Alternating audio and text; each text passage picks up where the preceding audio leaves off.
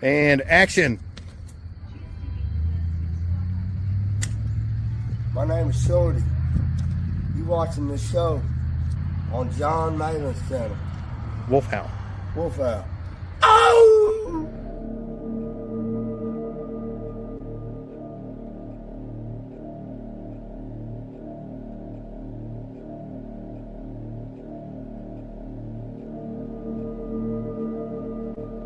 Those of you that have grown old in the mysterious laws of spirit land will greet thee.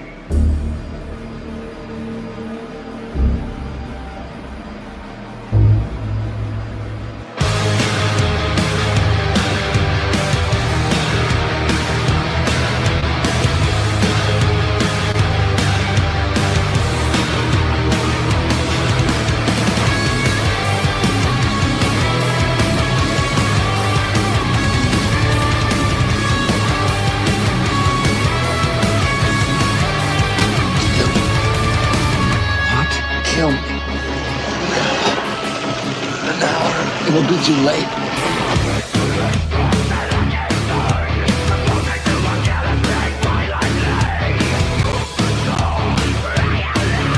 Bound up the dead triumphantly. No record they got, man, no record they kill. Race the world unbloodily. No record they got, man, no record they kill. Down in the cool air I can see.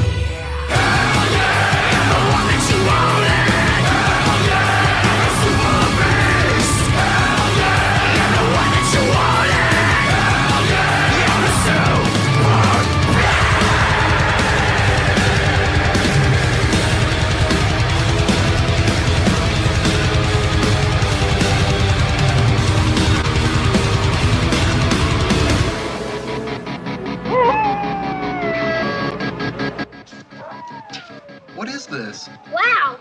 What are you kids watching? The news lady's turned into a werewolf.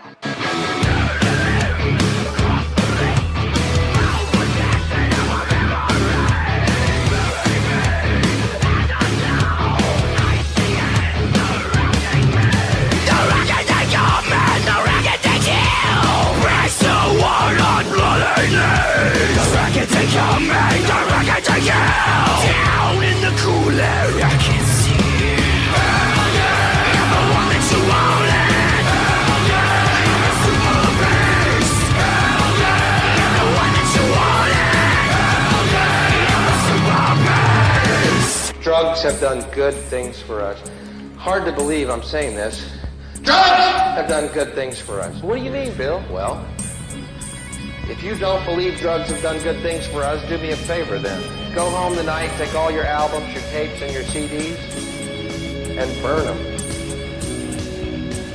Because you know what? The musicians who made that great music that has enhanced your lives throughout the years, real fucking high on drugs, okay? Really high on those drugs, guys. Welcome to the Black Riding Hood launch stream. Let's fucking go. This is our second 30 day of the campaign that was prematurely shut down, 3 months ago? By Indiegogo, how dare you? Indiegogo, be bought and sold while I'm running a campaign and change all your everything around.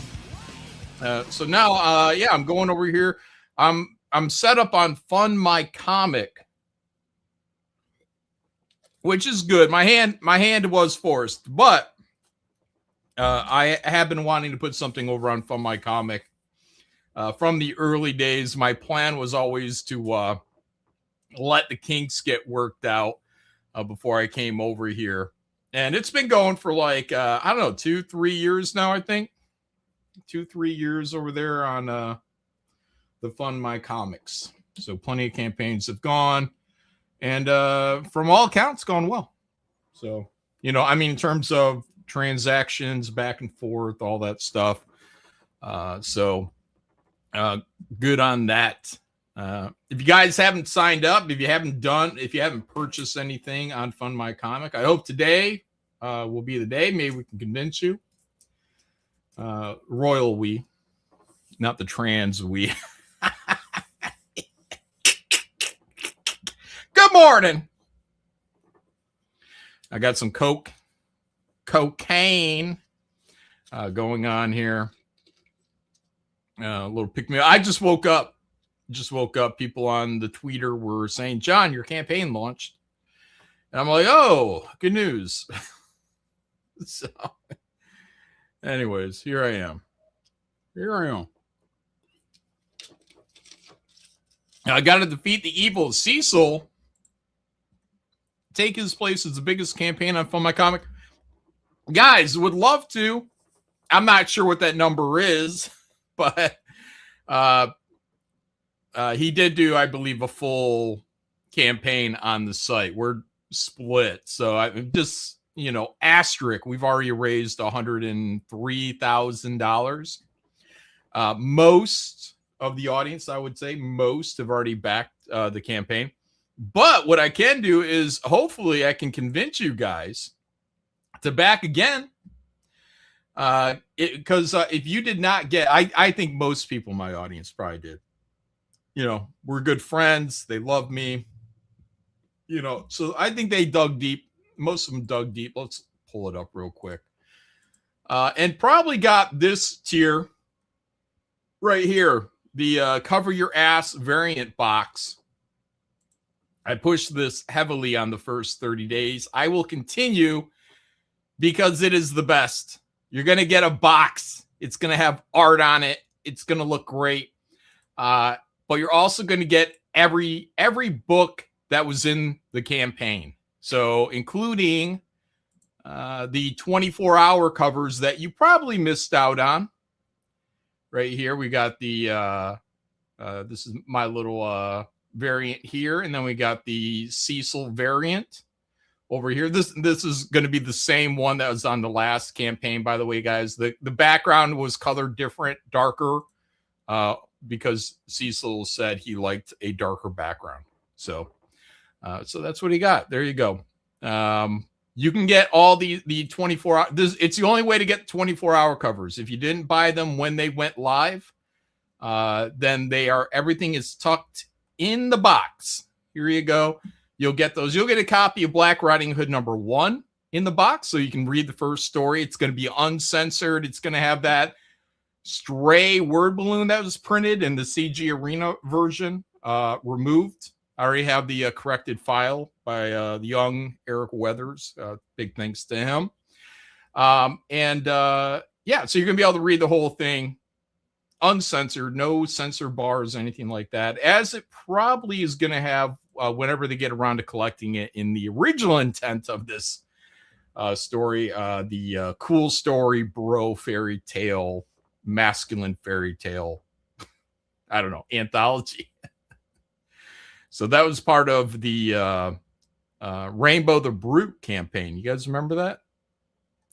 Yeah. Black Riding Hood was only developed as a joke. There was no intention to ever make this a real thing.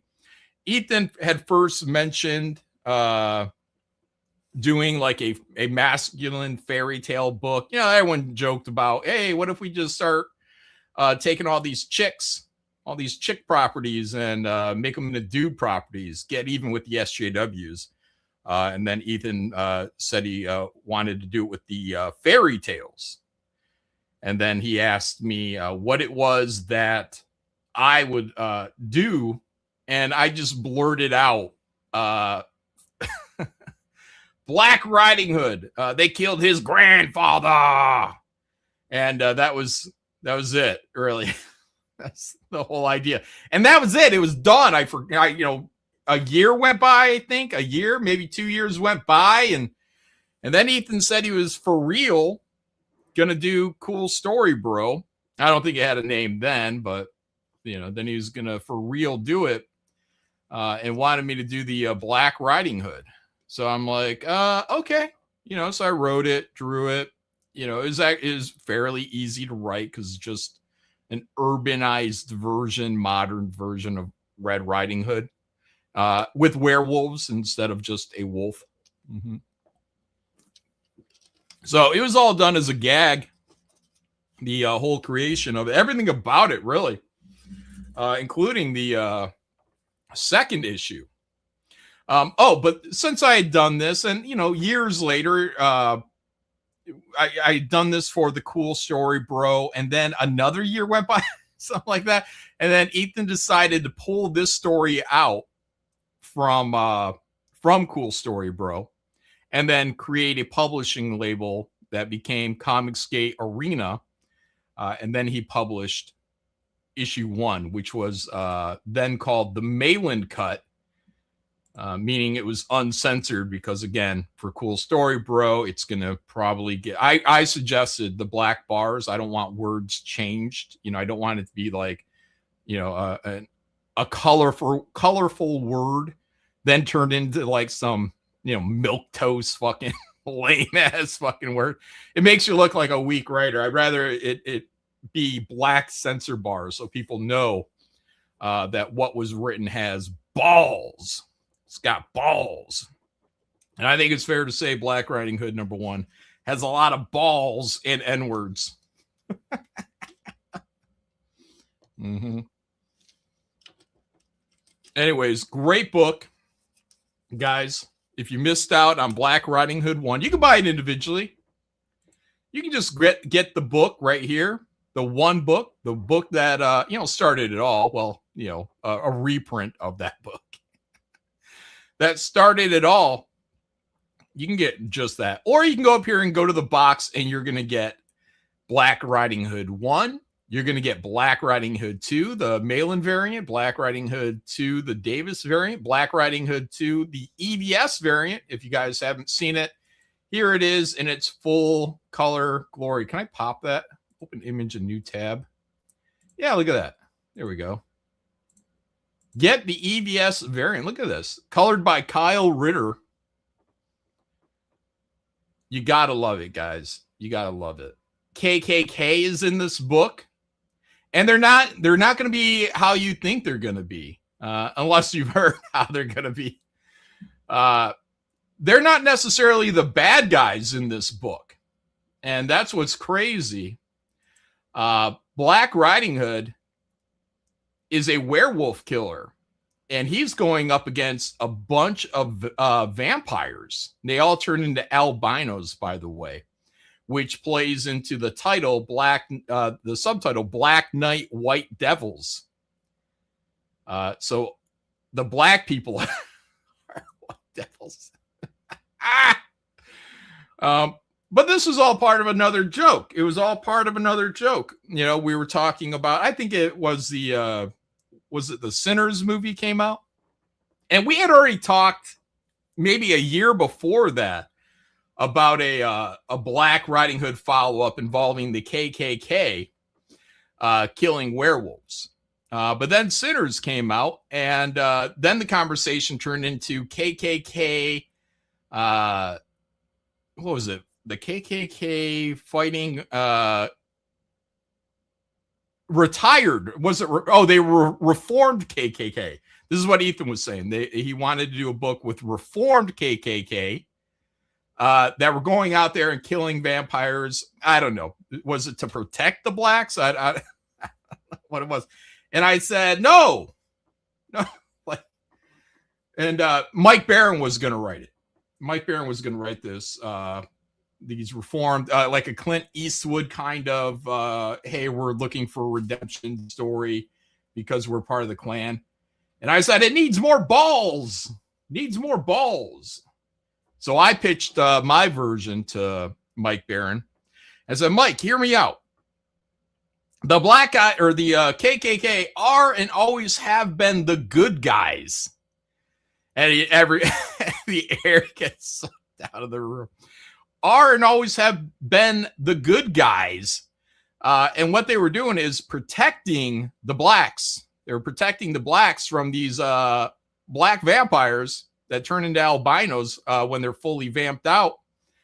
And when they were putting the burning crosses on the lawn, what they were doing is they weren't trying to terrify the black people that were in the house. That's just the cover story.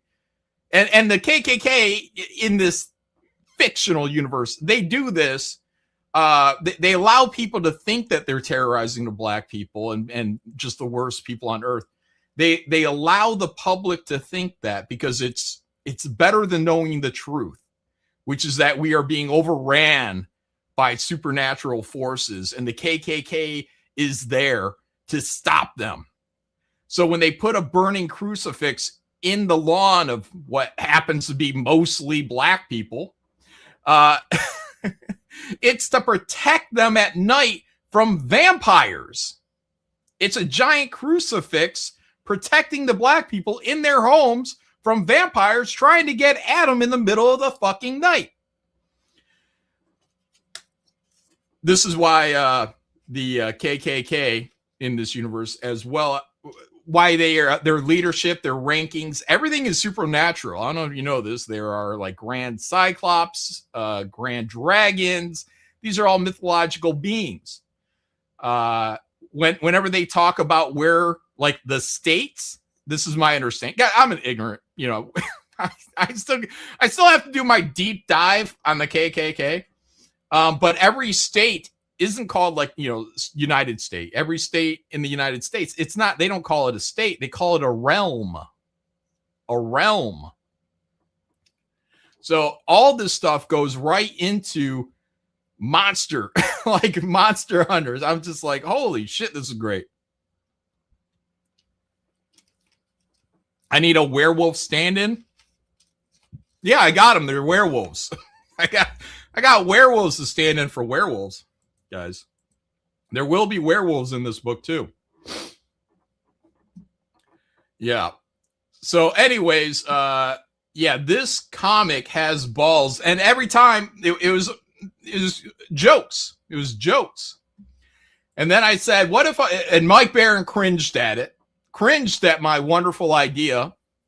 Also, this is why they wear the hoods. The hoods are to protect the neck. This is why they have crucifixes. Specifically, my guys are loaded with crucifix on their face mask and their chest. This is why they do it, because they're out there killing vampires. They know how to kill vampires. They've been killing them for centuries. For centuries, guys, was my idea. Mike Barron cringed, wanted to write something a little safer, which, you know, may or may not ever come out. So I'm running with it. And as soon as I realized I put Black Riding Hood in that story, that's the follow-up. That's the big balls story, just waiting to be told. And here it is. Look at it. Incredible. Oh, yeah, there's this stretch goal. Here it is. This is carried over from the last campaign. I put a little modification on here. The 97K is the remainder, the balance of, I did a poll. The original idea is if we hit 150K, that I would wear a Christmas, Die Hard is a Christmas movie sweater, from the time that we hit 150K until Christmas of that year. That time, because we weren't allowed to extend the campaign, has come and went. And so I took a poll. I said, hey guys, we can either raise, you did 101 or 103,000. We can either raise 47K, and then mid-November, I will put on this Christmas sweater and I will wear it for the remainder, 4 weeks before Christmas. And everyone gets a little bit lull and, you know, LOL, so funny. Look at John wearing this Die Hard is a Christmas movie when he disagrees with it.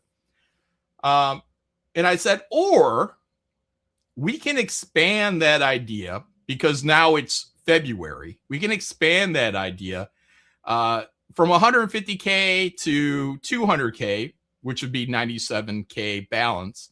We can expand that idea to where if we hit 97K, I think that would make us the highest funded on Fund My Comic, by the way.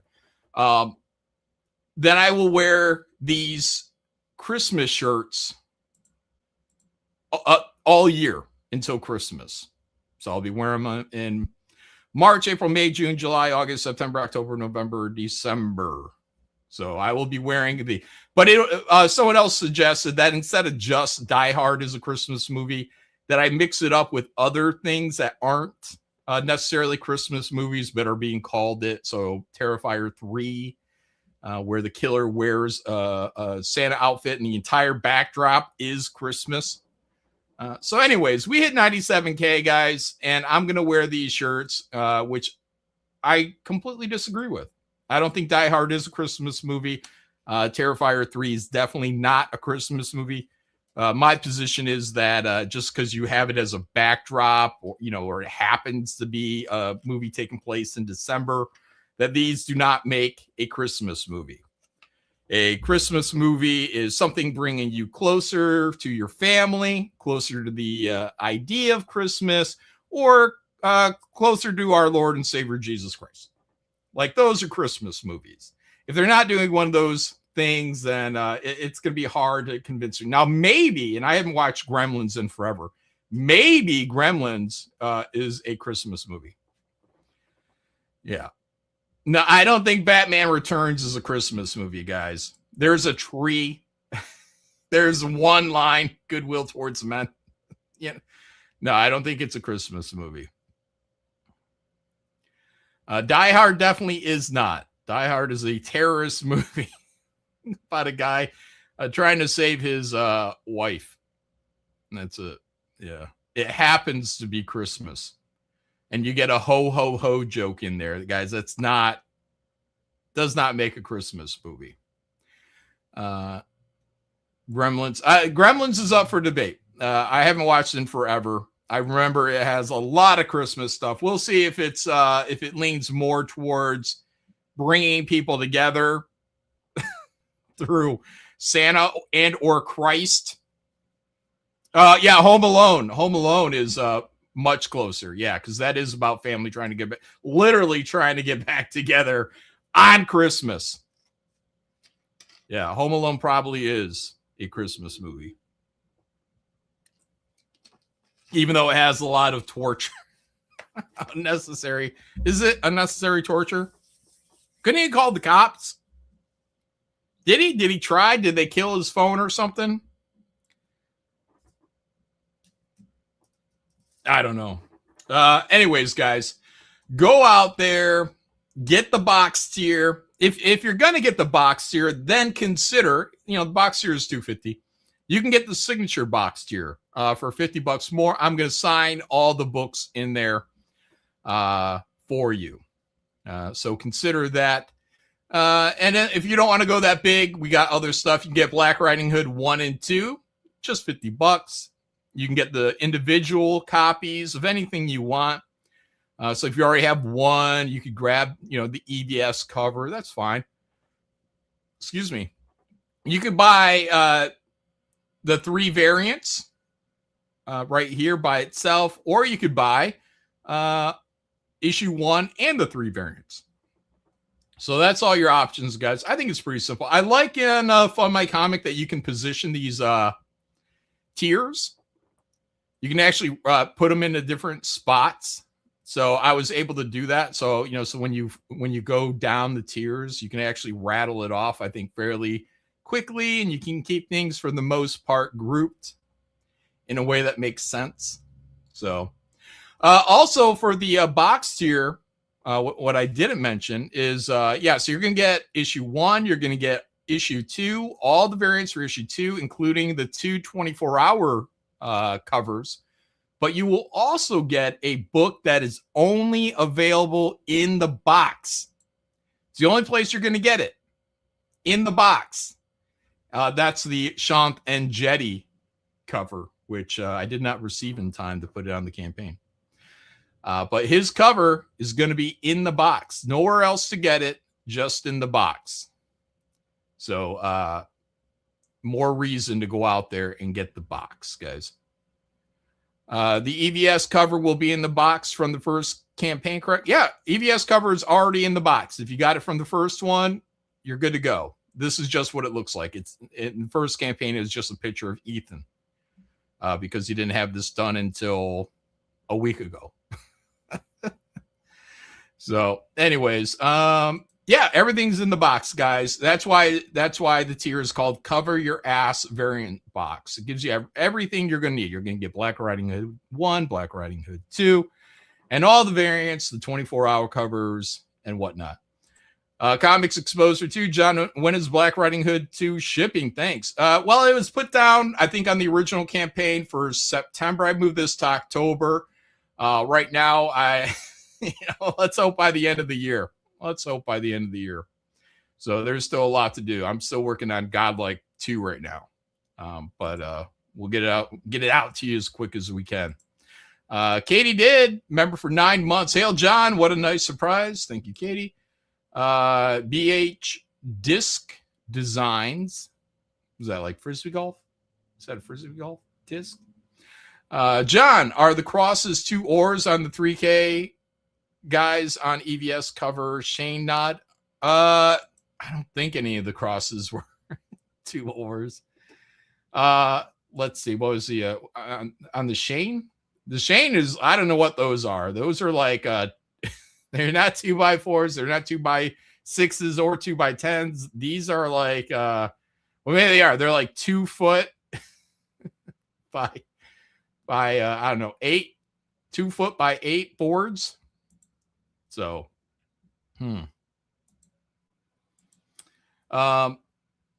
yeah, no, there's no oars here. Maybe the crosses on the Klansmen look a bit like oars. That's not the intent, but sure, why not? Well, actually, no, because technically,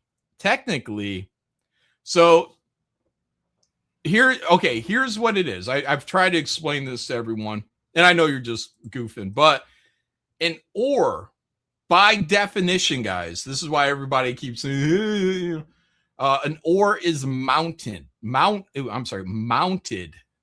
to the boat. That's an oar. So if you are holding it in your hands, this is a paddle, right? Or this is a paddle. That's a paddle. An oar is mounted to the boat. So that's the difference between an oar and a paddle. And since this is these crosses on the suit would be, if you're saying those are 2 oars, no, those would be 2 paddles. So, or one paddle like this, the dual paddle, because that's what you have to do. You have to go like that in your hand freely. So that would make it a paddle. Anyways, yeah, there are no oars. And then Ethan's crosses look like they're 2x4s. So, look at this. Oh my God. Kyle Ritter's colors are always incredible. He's really like my go-to for the cover stuff. I'd love him to do interiors, but he's pricey. So anyways, too rich for my blood. So I got Ben Smith. To do my coloring for interiors on Godlike, which is a cheaper version of Kyle Ritter. Kyle's great. I wish I could have him coloring my all my books, but is what it is. Black Riding Hood by Shane Davis. Incredible job here. All these Klansmen dead, shot in the head. I guess by Black Riding Hood. Shane. He's like, I'll put the Klan on there, but they're going to be killed by the black kid. And then here we go. Klan looking cool, crazy right here. And that's kind of thing is, making them look cool. That's important. That's important that the KKK look cool. Yeah, I saw this when I was doing some, surface level research on the Klan, getting this idea kind of put together. I saw an image of one of the guys with a hood, and it had a crucifix on the face mask. And I was like, that looks like a superhero symbol, It dresses that front hood up.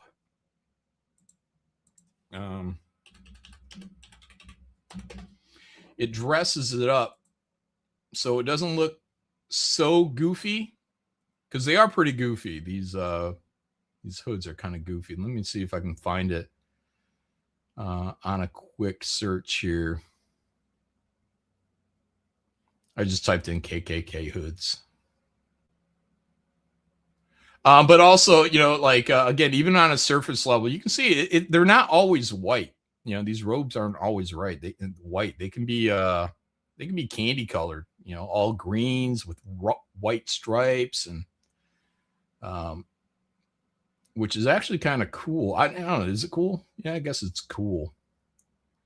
Yeah, I'm not seeing the hood on a quick search. I don't want to spend all day here. Oh, here's a guy with a swastika on it. That'd be like the Ubermensch Klansman that comes out at the end and he's like 10 feet tall. All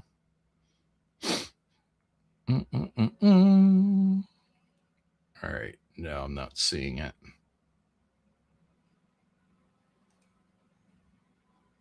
Oh, that sucks.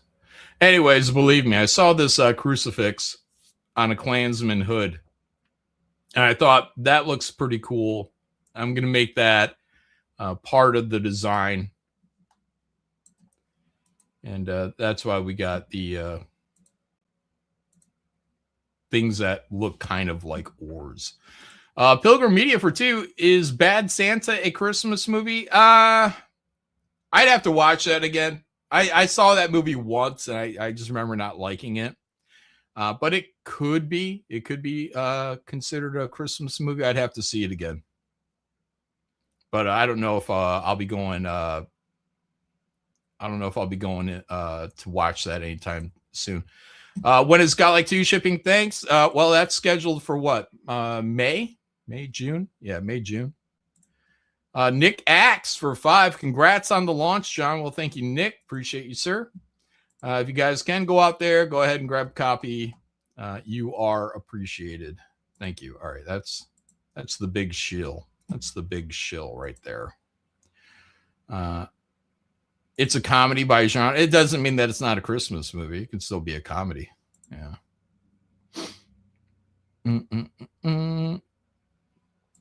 Batman 2. Yeah, I don't think so. Frack off. I don't think it is. Again, it happens to take place during Christmas, and I don't think one line goodwill towards men after I don't know, fucking Catwoman electrocuting herself, and who's that guy, Max Shrek, in a passionate kid. I don't think that's what Jesus Christ or Santa were talking about, at all. I don't think that's the spirit of Christmas.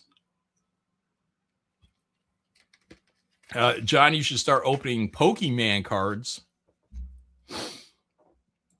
Send me some Pokemon cards, King Jester, and I will. I'll open them, I guess. Is that an R2-D2 on yourself? What? No, because I don't believe I have any R2-D2. I'm trying to look and see what you might be seeing as an R2-D2. Oh, is it behind the banner? No. So this is the statue Steve Giblin made. That's Cecil. That could be what you're seeing as an R2-D2. That's a trash can. Yeah, he's wearing a trash can. And this is me. This is from Cursed Heart, right? The Superman. Oh, there's a snowman up top and a Deadpool behind my mic. Let's see. Right there. Now I got Holy Terror Batman. Oops. Right here. With the see no evil, speak no evil, hear no evil skeletons. Because this book shouldn't be talked about. Is it meta? I don't think it's meta. I mean, it's there's a message there of that one book being there. Comics Exposed for $10. Holy hell. You know why I like backing you, John? I don't have to wait 5+ years for your books. I appreciate that. We'll happily back your work for being a professional. Please keep up the great work. God bless. Well, thank you. Appreciate you. Will you ever staple dolls to your wall? No, that's psychotic. That's what Anna did. Remember, Anna used to staple all her, what were they? Were they dolls? Were they stuffed animals, stuff like that, to her ceiling? Yeah, not anytime soon, guys. This is about as close to dolls as I'll probably ever have.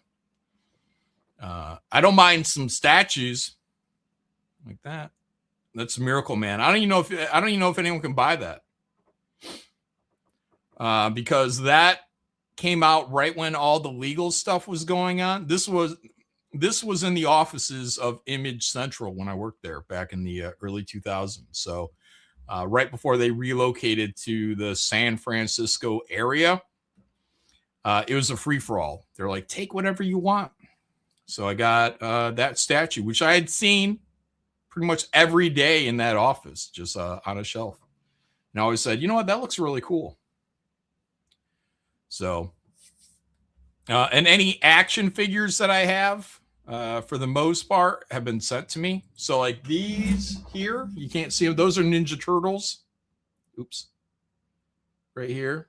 The NECA, I think. And those were sent to me from a gentleman. I think he lived in like Ireland or Scotland or something. One of the, fan out there. Appreciate that. Because I had gotten a Super Shredder. I saw this Super Shredder. It's in here because I was going to hang it up, but it didn't fit right, with the wall, the composition of the wall. But anyways, I was like, this Super Shredder is cool, man. Makes me want to get more, but I didn't want to have to struggle to find like 4 fucking Ninja Turtles. And he sent them to me. It was great. Neil before Zod for 2, is your box level like EBS boxes, custom box? It will be it will be there will be Black Riding Hood art on the box. Absolutely. Zedekiah the WAP member for 20 months. Check out the Jubei and Tasai Ninja Scroll statue I just pre-ordered. Oh, okay, cool. Ninja Scroll is one of the few animes that I actually appreciate. Oh, I almost hung up my Death Note and Evangelion. I used to have those hanging up. But again, they didn't quite work with the composition here. So I got to get something for right here. This big white spot. If I can find more of these, they don't have to be the Frankenstein and Bride. But if I can find like a Dracula, what is it? Gilman, Creature from the Black Lagoon. That would be pretty cool to get into those spots. These were bought at Hobby Lobby. These are those kind of soft little box art things. So they actually come out, like a, I don't know, 1/2 inch from the wall. Those I like. I like those. Tommy Reviews member for 7 months. Backed your cover in EVS since I backed the 24 hours a while ago on Indiegogo. Shane's cover is great, but I have to give it to EVS for the better variant. All right, great. Yeah. So that's why I suggested in the first 30 days. I'm like, guys, if you just get the box, you get everything. You know what I mean? That we don't have to feel like you missed out on anything, whatnot.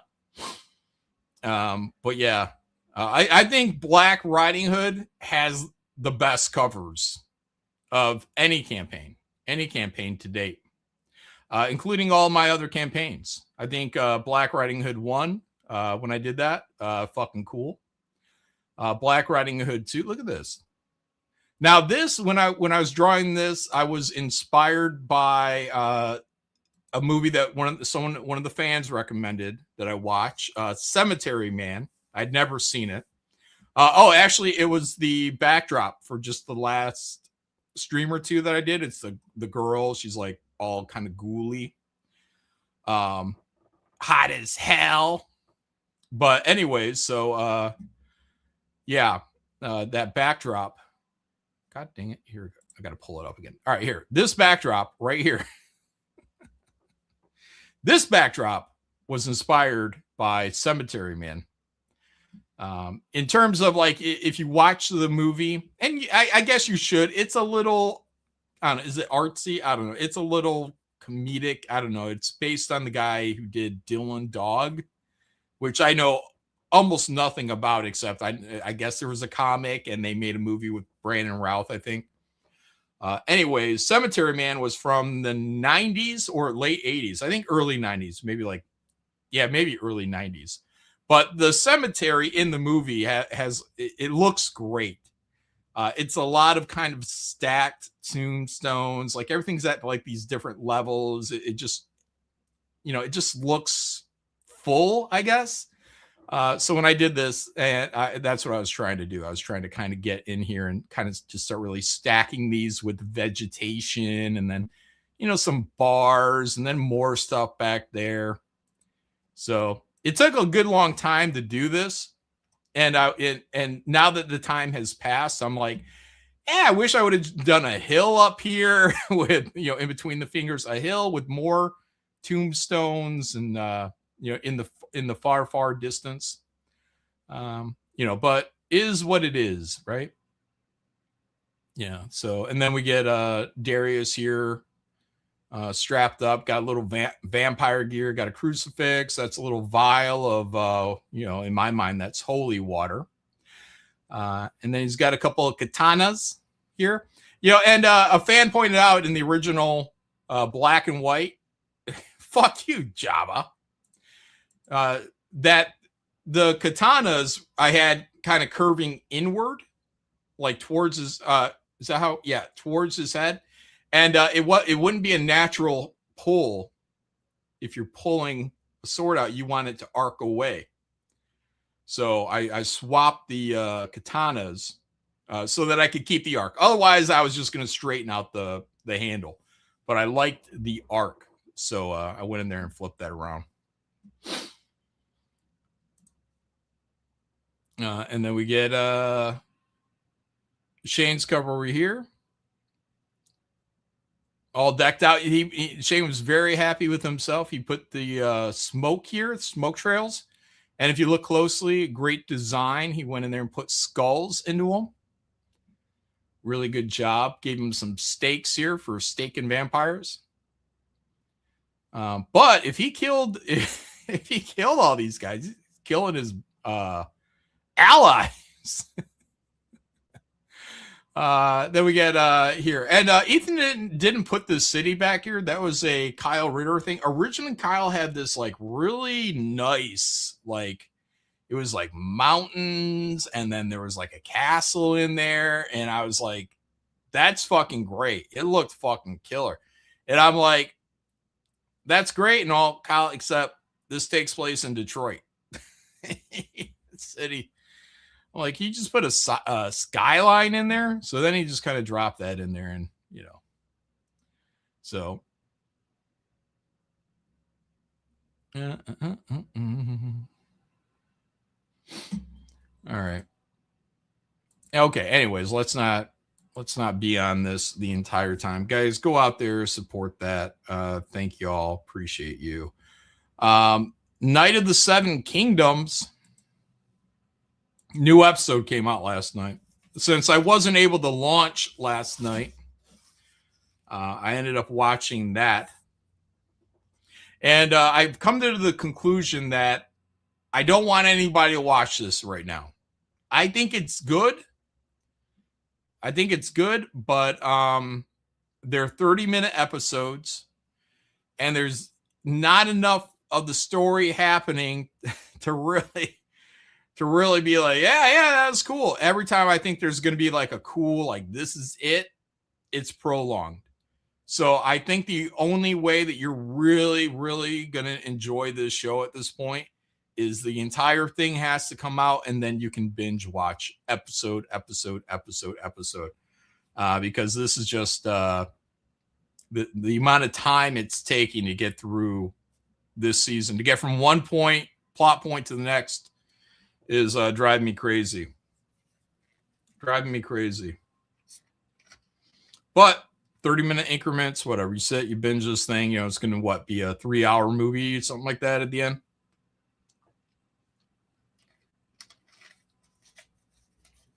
King Jester Goon. Why is John telling us about a show he doesn't recommend? Because as I tried to just now explain, it's a good show. It's a good show, but it does not move along enough. It's a 30-minute episode. And if I think you don't have the wait time of a week in between these episodes, I think it's going to be more pleasurable. Now it's painful because I thought we were all trying to get to the jousting or the tournament. But now it's not even the tournament. Now it's a trial, was it trial of 7 going on? It's a new plot. So I don't even know if the tournament's ever going to happen because now it's a new plot. But in episode 2 or 3, he had a great line where he was talking about Sir Arlen and how nobody respected him. And then he's like, tomorrow I'll show them what his hand has wrought or whatever. And I was like, God damn, he's going to fucking fuck these guys up in this tourney now. And now we're like 2 or 3 episodes beyond that. And the tourney is kind of an afterthought because now there's this trial by 7, which is a tournament within a tournament. And I'm just like, wait, so isn't the tournament the thing? I want to see the tournament. So I'm just hoping that we're not sacrificing the tournament for this trial of 7. And God forbid this thing wrap up season 1 with just the trial of 7. And then we have to go to season 2 for the actual tournament. If it is, I'm going to call shenanigans. I'm going to call shenanigans on this show. Because this show has got to be the cheapest version. And cheap, I mean, like, it's simple. The whole show is taking place in basically 2 locations. So one is like the bar where he meets the kid in episode 1. And then the second location, which is the tournament. What do? You rent a field, or you buy a couple acres for this show, and you set it up into like a Renaissance fair jousting tournament area, pop up some fucking tents, and then pepper in, some armor makers. I mean, it's like a Renaissance. The whole show is like a Renaissance fair. So, do you want to buy? Would you like to buy your armor, sir? Wench. Anyways, the set has saved them so much money. When you think of Game of Thrones related shows, you got castles, dragons, special effects up the wazoo for the zombies and whatever else is going on, the kids' visions, and it's a lot. It's a lot. And now all they got is they got about, a couple of hundred extras there dressed up in peasant clothing. A few people have, decent armor.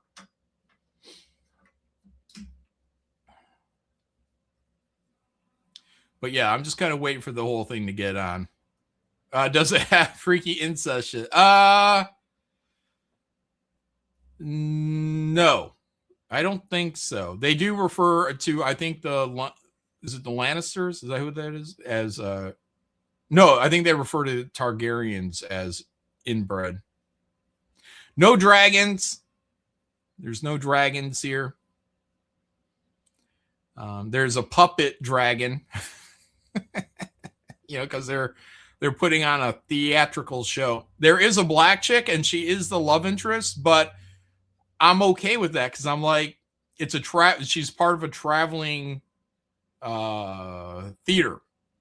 So she's probably Dornish. She's probably from Dorne and part of this traveling theater. She may be out of the show now. I don't know. Kind of an odd exit, but she might be out of the show. Maybe they bring her back later on. Oh, someone refers to Targaryens, okay, as incestuous aliens. Yeah, I think it's the The Squire. Yeah. How is Matt Barr in here? Guys, if you see Matt Barr, he's an immediate ban. Let me see if I can find him. Or is he posting through a ban? How does that work? I can see his post. I don't see his comment, though. Matt, don't you have anything better to do than to hang out on my show? Are you in love with me or something? What the hell?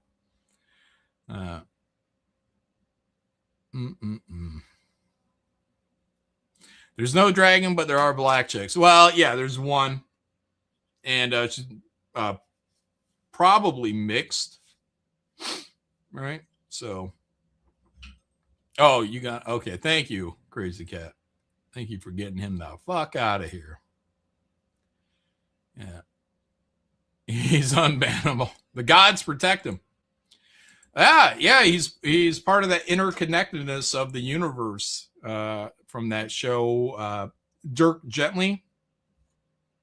Let me tell you, don't watch the show, Dirk Gently. Don't watch this show. But everything with fucking Brad Dourif's daughter, Fiona Dourif, as Bart is great. Every time that character shows up, one, she's actually acting. She's doing a thing with her voice and making her talk like this. And yeah, she's an actual character. But every time she comes on screen, it's pleasurable to see her put on the Bart act, and then just be killing motherfuckers like effortlessly, dodging bullets. John acts like shut up, Java. No, Dirk Gently acts like Doctor Who, and not in a good way. Like the David Tennant Doctor Who, where he's always very excited and on to the next thing, and oh, now I've solved it. And there's actual part in the movie where it's always like aha, because that's what bugged me with Doctor Who. It's like the entire episode. Like David Tennant, this is when I watched it. Like I actually watched it was when they came out with it. First, it had the guy from 28 Days Later, the general, that guy. And he was all right. But then David Tennant came in. That was really kind of my Doctor Who then, because I was actually into it. But it was annoying because you find out that almost every story was like, there's no way to solve it. Wait, is that Australian? Because Liam's here. There's no way to solve it. Oh, whatever it is they're doing, the case, the situation was always unsolvable. There was no way to get out of it whatsoever. If this happens, everybody's gonna die. And then it happens, but Doctor Who's like, oh, wait a minute.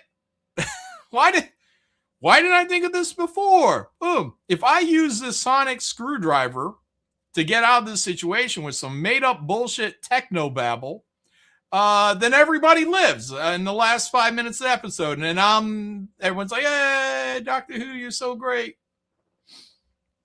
And it's like every episode, almost every episode. That's how the plot goes. The timing. You can't do it. You can't beat this. We're going to die. That said, the Metal Men episode was good. I liked the Weeping Angels. That was like the first Doctor Who I remember, and I was like, ooh, that's scary. The Weeping Angels. But what I didn't like about it was I thought they would kill you, and it's like, all these people are getting jacked.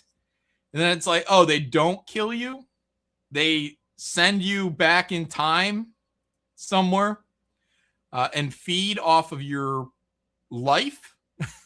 I was like, that's stupid. When they were just jacking motherfuckers. Yeah, don't blink. Is that the episode, Spell Socks? Yeah, don't blink. Yeah, if they were just jacking motherfuckers, killing them, like, that's fucking scary. Yeah, I saw that. Paranoid Android Fiona Dourif is also in the pit. Great there as well. I might watch it. I might have a thing for I did see that she was in that show called The Pit, which has been popping up.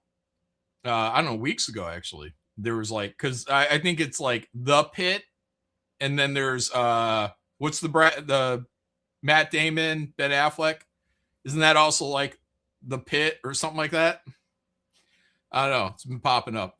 Yeah, Weeping Angels are cool. Yeah, that was fucking terrifying, dude.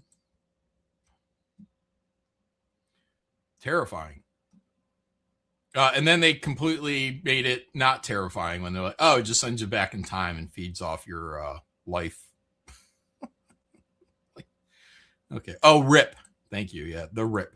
So you get the RIP, The Pit. But it looked like she put some weight on. Fiona Dourif put a little bit of weight on, which is fine. I mean, she's in her, because I already cyber stalked her a little bit. She's in her 40s now, you know? Yeah.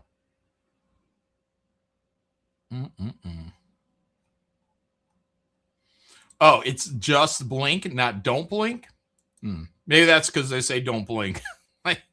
The whole show. Don't blink. Don't blink. Yeah, the idea of the Weeping Angels, for anyone that doesn't know, is they're angel statues. They're all these angelic statues. They're like, oh. But they can only move when you don't see them. So if you blink, they can move towards you to get you. But if you keep eye contact on them, they're locked. They can't advance on you. So like on a horror level, it's great because, you know, you can do any kind of flashing light, and these things are like getting closer and closer and closer, and they get more monsters. Let me find a fucking clip. Yeah, that was so good. Let me find a clip.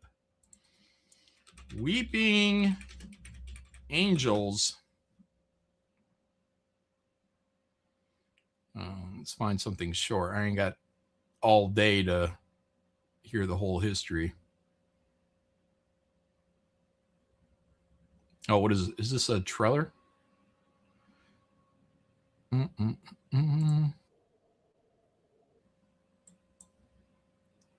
right. We'll see about this. We'll see what this does for it. I'm a time traveler. Or I'm stuck in 1969. We're stuck. All of space and time he promised me. Now I've got a job in a shop. I've got to support him. Martha? Sorry. I've seen this bit before. Quite possibly. 1969, that's where you're talking from. Afraid so. But you're replying to me. You can't know exactly what I'm going to say 40 years before I say it. 38? I'm getting this down. I'm writing in your bits. How? How is this possible? Tell me. Not so fast. Yeah, just get People to it. Don't understand time. What is the whole explanation? Complicated. All right, let's see. And oh yes, the moment they are seen by any, and they have survived this long because they have the most perfect defense system ever evolved. They are quantum locked. They don't exist when they're being observed. The moment they are seen by any other living creature, they freeze into rock. No choice, it's a fact of their biology. In the sight of any living thing, they literally turn to stone. And you can't kill a stone. Of course, a stone can't kill you either, but then you turn your head away. Then you blink. Wait, couldn't you just fucking beat it up as a statue? You take a sledgehammer to him? I think that would kill it. You can't kill a stone. And oh yes, it can. Don't take your eyes off that. That's why they cover their eyes. They're not weeping. They can't risk looking at each other. Their greatest asset is their greatest curse. They can never be seen. Loneliest creatures in the universe. And I'm sorry. I am very, very sorry. It's up to you now. What am I? I'm going to pause it so I don't get struck. Anyways, yeah, when this came out, I was like, yeah, this is fucking creepy, man. Like, legit creepy. What am I supposed to do? The blue box, it's my time machine. There is a world of time energy in there. They could feast on forever, but the damage they could do could switch off the sun. You have got to send it back to me. How? How? That's it, I'm afraid. There's no more from you on the transcript. That's the last I've got. I don't know what stopped you talking, but I can guess. They're coming. The angels are coming for you. But listen, your life could depend on this. Don't blink. Don't even blink. Blink and you're dead. They are fast, faster than you could believe. Don't turn your back. Don't look away, and don't blink. Good luck. Or they'll send you back in time. Oh, that it? Dude, come on. Really? All right, hold on. Bring this down. Let me find another one. God damn it. The next 30 seconds probably would have been fucking awesome. And they cut it. Let's see. Ooh. Oh, here we go. Is this it? Yeah. Okay, here we go. This looks almost like where we left off. God.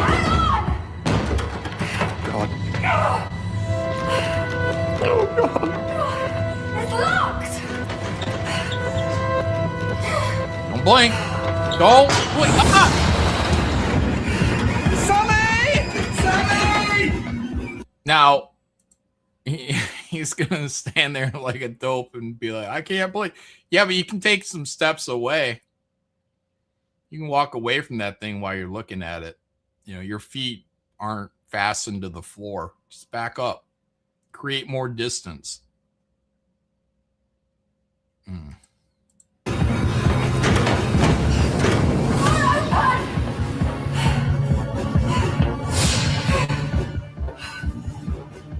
Sully, please, I can't do this!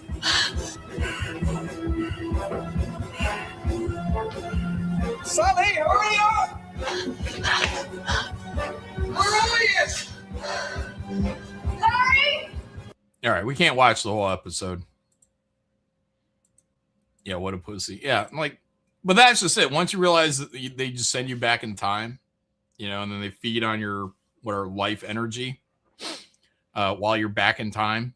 Well, I guess your quantum energy, whatever, your time travel, whatever it is, you know, just like, okay. You mean you get to live your life out just in a different place, different time? Okay. It doesn't seem that bad.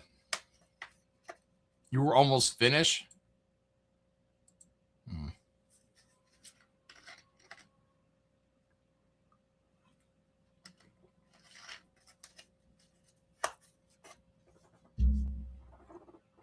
What if you put a mirror in your place? Yeah, make them what? No, because that only worked. Well, no. Put mirrors right in front of them, right? Because then they can't open their eyes and see themselves, right? Isn't that how it works? They would be frozen. Maybe they've done that. Maybe I'm just repeating some solution that was in the show. Anyways, that was a good one. The Weeping Angels episode.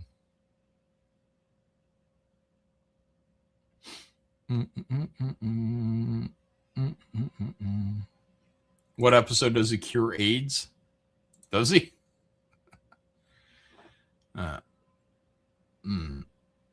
Guys, we're out here raising money for what are we raising money? Oh, Black Riding Hood. Let me pull that back up. See where we're at. See what we got going on here.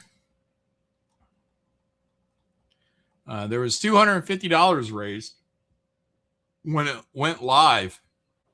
Oh, raised in 17 hours. Did it go live 17 hours ago?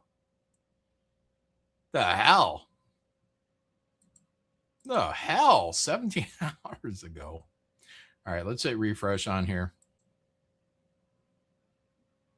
Hey, we made $500. Yay. $500. Yeah, it went live this morning. Yeah. Yeah. And I thought, what do you want me to do? I don't know. I don't run the site. I don't run this site. 3 business days to approve. That's what Grok told me. 3 business days. Yeah, a review. I was like, shit, I got to go through a review. Thought I just hit go live like Indiegogo. Yeah. No, it was live on Katie's. Well, apparently it's been live for 17 hours. That's what it says. Raised in, wait, now it says 18 hours. Raised in 18 hours. Is that even possible?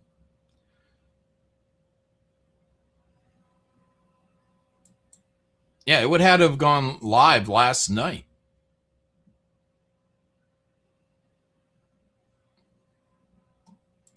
Oh, I'm supposed to be clairvoyant. Yeah.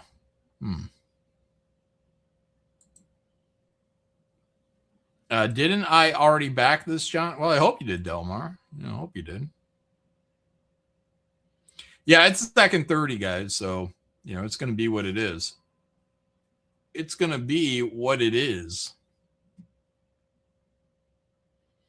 Crazy Cat. So it was live last night. I don't think so. I don't think so either, Crazy Cat. But it says 18 hours. Oh, you know what? It might be just... it might just be going off of what the set time was, and it might have went live more recently. Sean Salter, a member for 9 months. Everyone go back. Black Riding Hood or Canada wins. So many great covers to choose from. Why pick? Get them all. Okay, back to work. Don't blink. Yeah. Yeah, it was a good episode. David Tennant is my favorite Doctor Who, by the way, other than the dude with the fucking scarf, only because I remember him as a kid. But other than that, just like I didn't watch the Matt Smith. I didn't watch his stuff. Tom Baker, yeah, Tom Baker. Yeah, I didn't watch any of the Matt Smith. It might be okay. But I was out.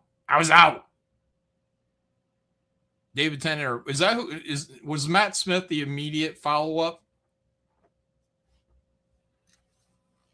Yeah, and like all these guys, I don't know. Did all the Doctor Who's, like even back in the old days, were they all like on cocaine with excitement? I don't remember the guy with the scarf being on cocaine with excitement. He might have been excited, but these guys are like,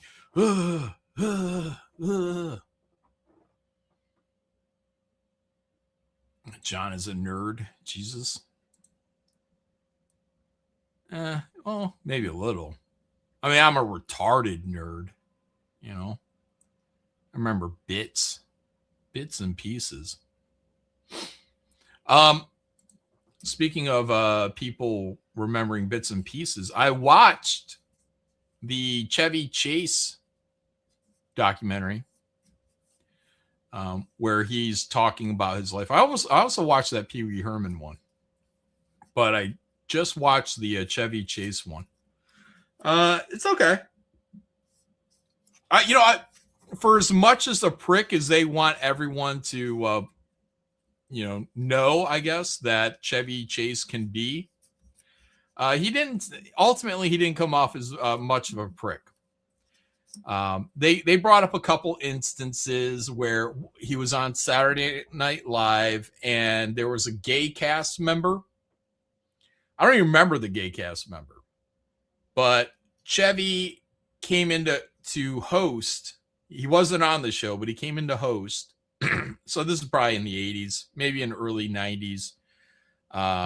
And suggested doing like a gay joke, or did a gay joke. I don't know, something about AIDS.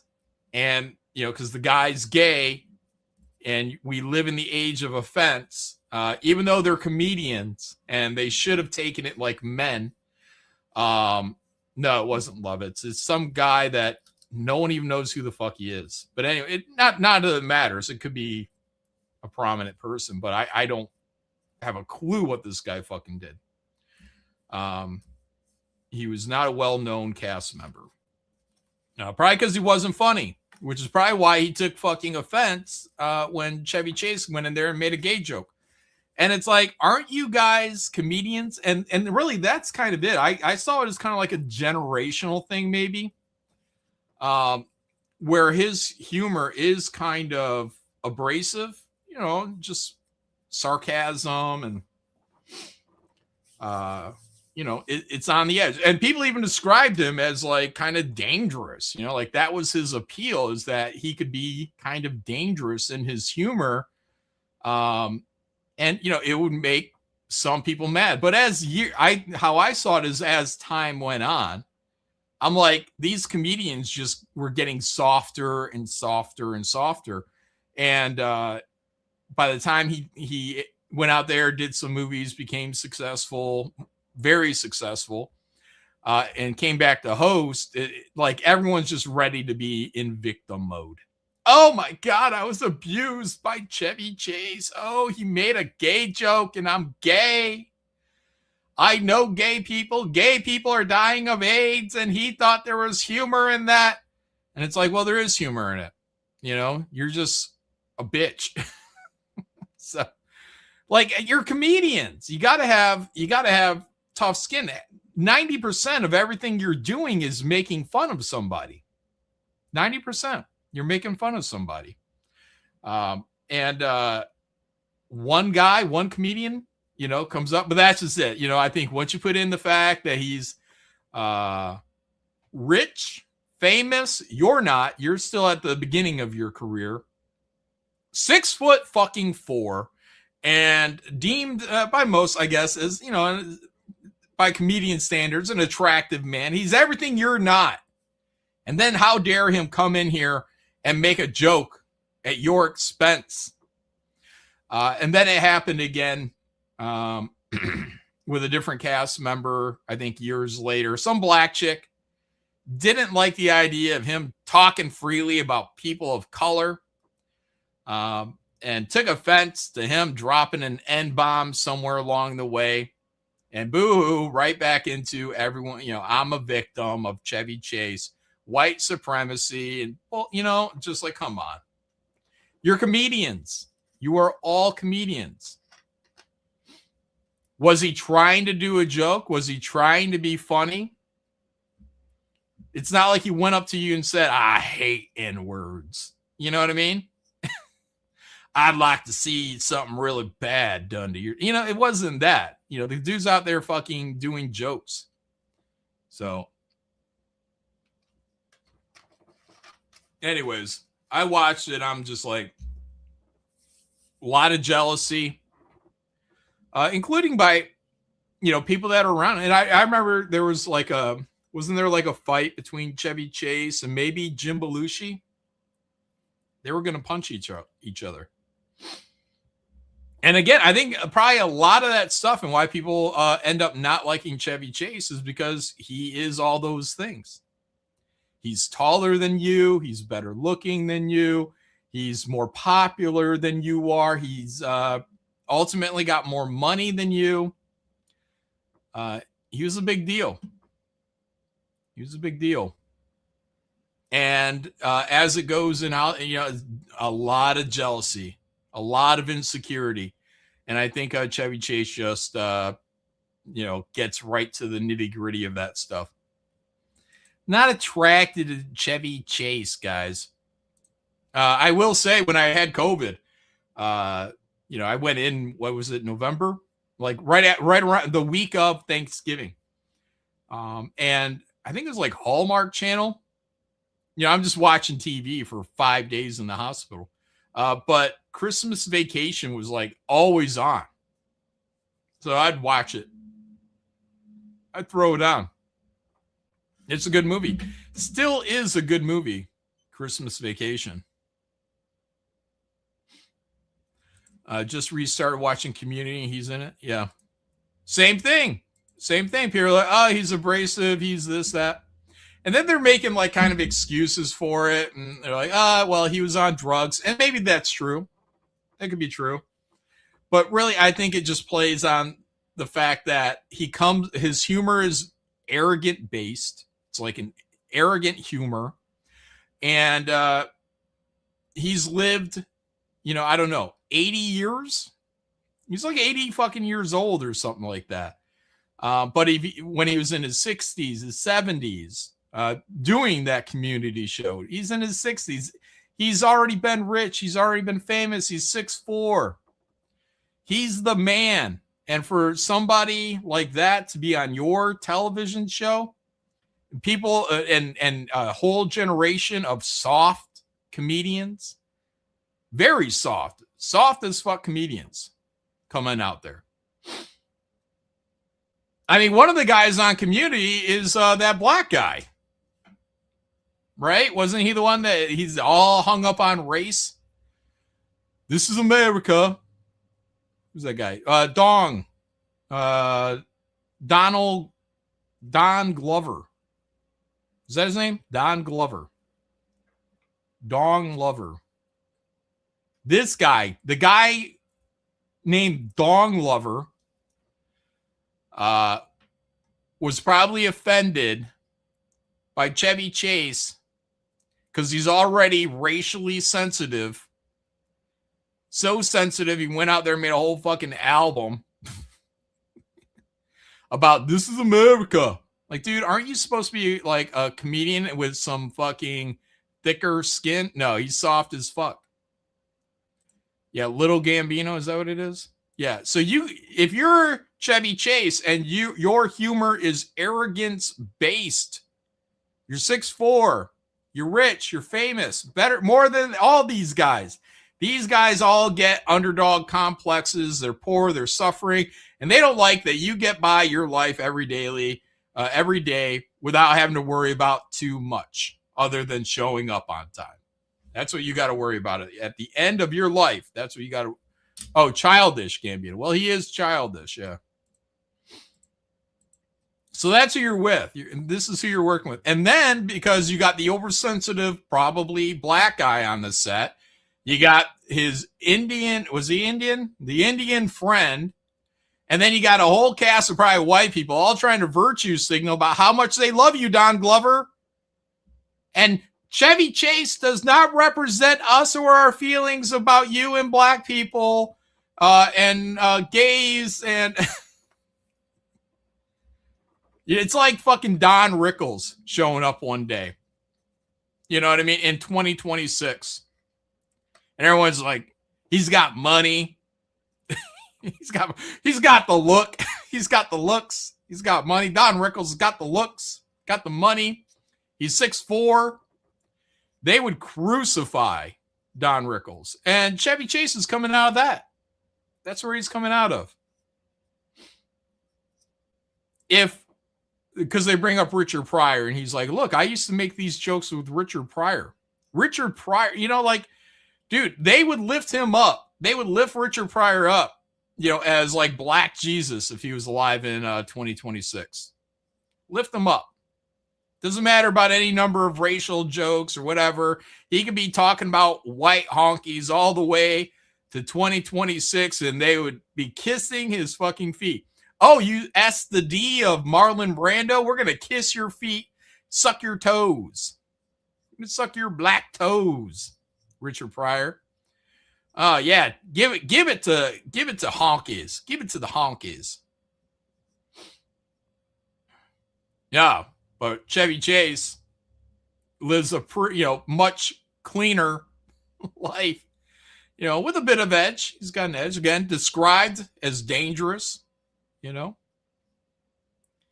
Turns 80, fucking people want to fucking crucify him. For being, I don't know, arrogant.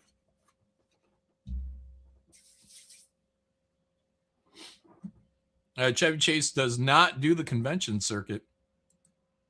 He does go out, because at the end of the documentary, they're saying him and his wife, in November and December of, I guess, every year, they go out for screenings where people are watching Christmas Vacation. 6'4". They talk about it in the documentary, Elric. That's why I know.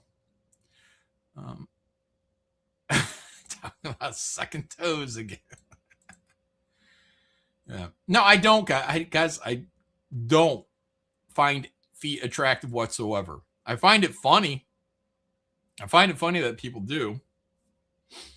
But I also find it funny to compare the need of like the LGBT community to always let people know like where they like to put their dicks. You know, what about the toe suckers? Well, you know, why isn't there a toe sucker month? You know, these feet guys. Why don't we have a month for feet guys? Put Tarantino as head of feet up foot toe sucker of America month. And why don't we put them on a pedestal? Where's their parade? You know, who cares? Who cares what you're doing with your fucking shit? You need a fucking parade for it? All inclusive.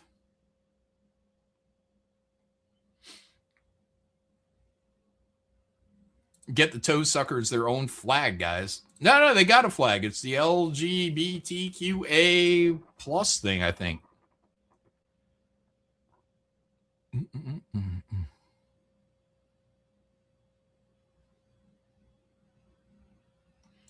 Tommy reviews for 5. If you want to watch a decent zombie flick, sure. That is shot like a true crime doc. Go look up Savage Land. Len Wein starred in it. RIP, it's free on here. Savage Land, okay. Len Wein, like Wolverine? Huh. He was in a zombie movie?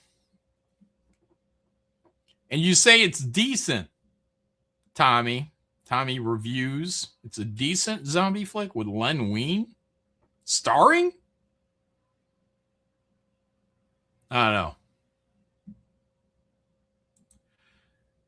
Maybe I'll check it out. Maybe I'll give it a minute. Comics Exposed for 2. John, will you be on Kings tonight, then do Kangs? Well, this is the night all those months ago that I said I would be on there for the week of Valentine's Day. So, yeah, I'll be on there tonight. I'll be on Kings tonight. And then probably do Kangs. Probably. We'll see. I wanted to do a couple hours here since the campaign went live and get that out of the way and then come back in tonight. So, yeah, probably in any movie. Right, his friends. That's what I think, Crazy Cat, you know. But if it's a decent zombie movie, okay, maybe I'll check it out. Tommy reviews for 2. That Len Wein, it has some great photo visuals. All right. Not probably you will. What? Do Kangs? I don't know. It's maybe. Any secret links? No, there's no secret links on Fund My Comic. There's no add-ons. And I kind of like that. You know, it's pretty straightforward. And when they don't give you the option for add-ons, and people are like, why don't you have add-ons? And you can be like, well, it doesn't allow it. It doesn't do add-ons. So, yeah.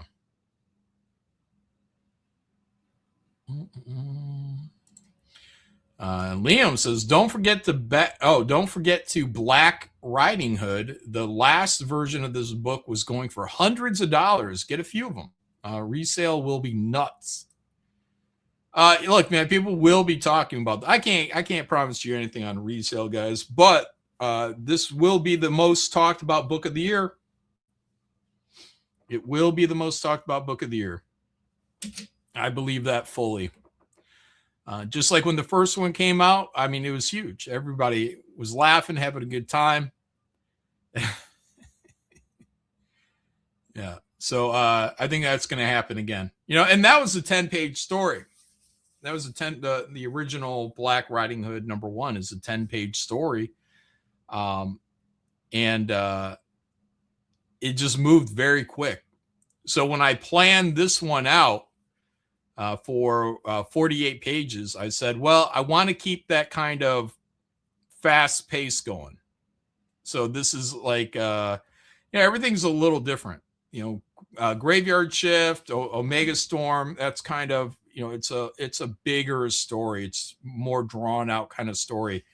But it's still your typical comic, speech or thought bubbles, stuff like that. Whereas then you get like Godlike, and that's a different type of storytelling. It's still big. It's big. It's more narrative, more in your head visuals, I think, is the what's trying to be attempted in the vein of Red Star. But then Black Riding Hood is back to kind of like your typical comic, but trying to keep that pace fast, trying to move. So the first one was 10 pages. The second book is going to be 48 pages. How many instances of the N-word? There's going to be a lot. But it's not just going to be with the A, it's going to be with the hard R, because we do have Klan members that are going to be part of this book. They're just protagonists. They're not necessarily, like, oh man, I want to go join the Klan now. They seem like swell guys. No, they're assholes. They're still going to be fucking assholes. They're going to drop hard R's right to little Darius's face. It's going to be terrible. They're going to be throwing those hard R's around to this child. Yeah, so you're going to get it all. This is a lot of racial, a lot of racial things are going to be going on here. But the thing is, and this is what I said, like everything that you think about the KKK, again, in this fictionalized version of the KKK, everything that we think of them as just murderous assholes and whatnot, they are, except it's vampires, and other supernatural forces, but primarily vampires.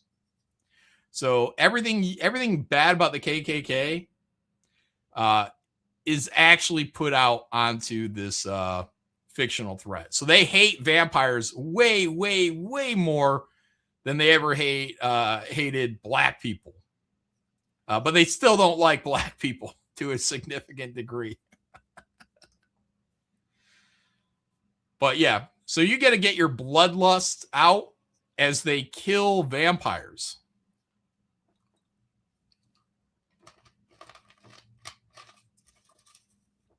If you want evil KKK, Harry Potter has an evil version of them in Death Eaters.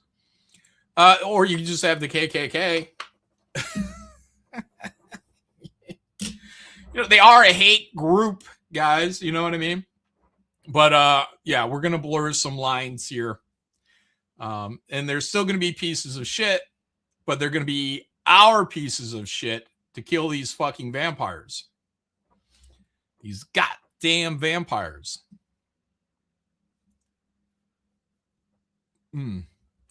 The plot twist will be they only ever targeted black vampires. Yeah.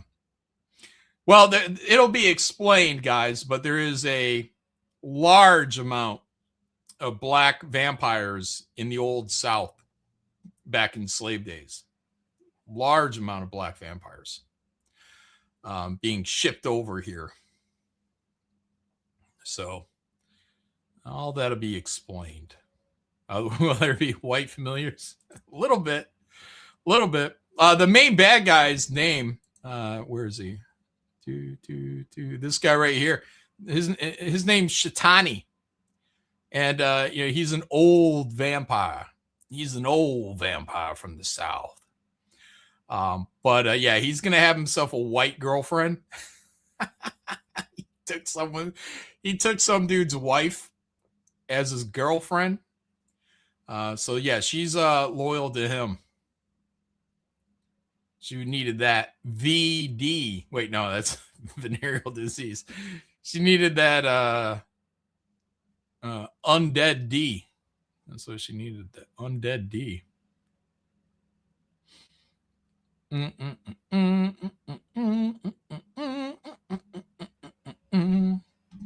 It's going to be a lot of fun.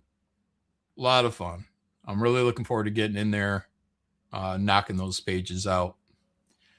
And I think, again, you guys are going to read it. It's going to be offensive. I'm going to be the Chevy Chase of comic books, because you're going to say, this guy wrote something that it's hard for me to explain to my black friends as an ally. So,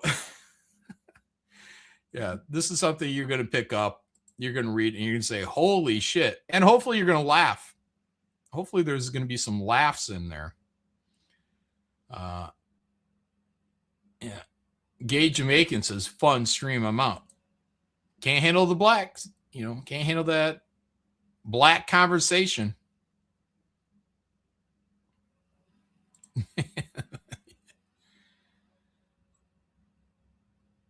Yeah.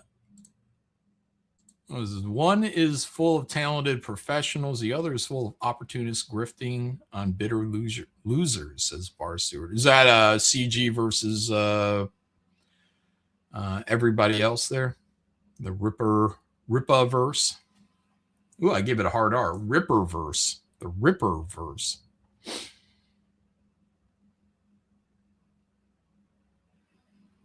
Yeah, there you go, people. Get the Chevy Chase of CG, so it's all good. Yeah. It's going to be offensive, guys. You're going to laugh. I don't know. Are you going to cry? I don't know. Maybe. Moonbase 1 for 10. Are you going to send a copy to Director X to try and get a TV series? Sure. Why not? I tagged him in Twitter a few weeks ago. Yeah. I'm here for the black conversation.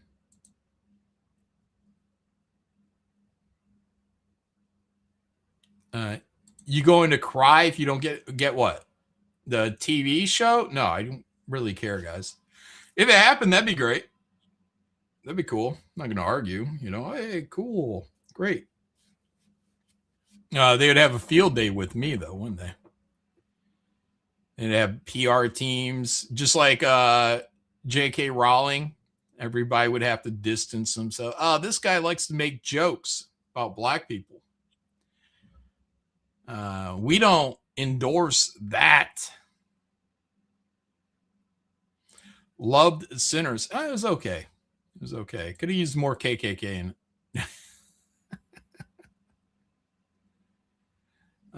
Draw gay bitch bunny as a gay vampire. LMAO. The Bad Bunny guy? I mean, I could. Why would I want to waste any of my time promoting him? He's getting the best promotion of all time over the last, I don't know, few months. When did that get announced? Yeah, I think his promotion is doing just fine. Oh, I should ride the coattails of his attention.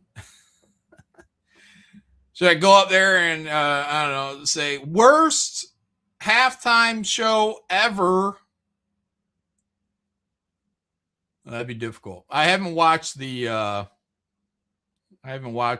Super Bowl at all, including the halftime show. So I don't care about either of these teams that were in it at all. I literally don't even know who won. And I literally couldn't even tell you the two teams that played. I think one is Seahawks. And I have no clue who the other team was.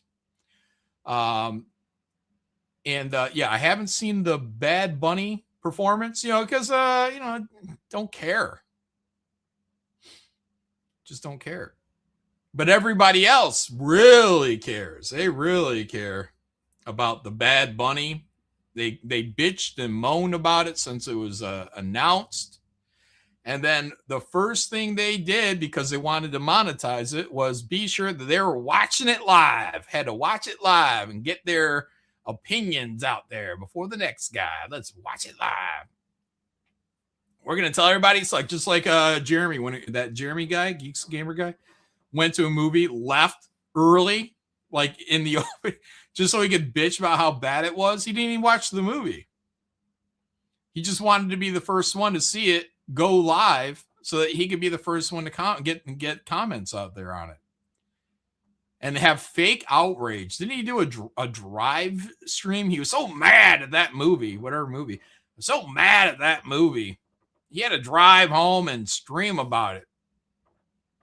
Oh, yeah. And he's driving reckless. He's like passing people at high speeds on the highway. Yeah. So anyways, yeah. So those same people that were like, no one should watch this Super Bowl. Boycott this Super Bowl. They're watching it live. They're the first ones to get on that fucking cock because they know there's money coming to them. They know there's money in them hills. So they watched it live. They couldn't wait for Bad Bunny to put his gender-bending cock in their fucking asshole. They couldn't wait. They love him. They love the money they can get from Bad Bunny. So they were always going to hate it. Newsflash. They were always going to. This guy might have done the best performance. Now I'm saying take away who he is and what he might have done the best performance or one of the best. Not the best. The best is hands down Michael Jackson. Hands down, Michael Jackson Super Bowl is the best. Like, you got people that knew all the songs, the whole fucking crowd, generational talent, little Michael Jackson coming in there, rock the house. Get the fuck out of here with Prince, guys. I'm tired every time I bring up the fucking king of pop. Everybody, there's always somebody out there like, Prince, dude. Nobody gives a fuck about Prince outside of what? 4 songs? Oh, but he could play all, it's like Mike Patton. Yeah, but he could play all his instruments. Who cares? Who's writing the hits? Little Michael Jackson. That's who. Yeah, blouses. Blouses win. Matthew says Prince was great. Yeah, I'm sure you got all the Prince albums, don't you? Well, to be fair, I don't have the Michael Jackson albums either. Hey, shut up, Fago Tree. Get the fuck out of here. Prince had better albums. No, anyways, Michael Jackson is the king of pop. Not Prince. Not Prince. There you got what? Purple Rain, 1999. What is it? Little Red Corvette. Okay. Michael Jackson is generational. People grew up with Michael Jackson. Grew up with him. Little Michael Jackson. They grew up with him. They were growing up to Michael Jackson before I was even born. Motherfuckers come out here with Prince. What about Prince? What? Because he's black? Who cares? Who cares about Prince? The Batman song. Hated the Batman song. It's true. Party man. Party man.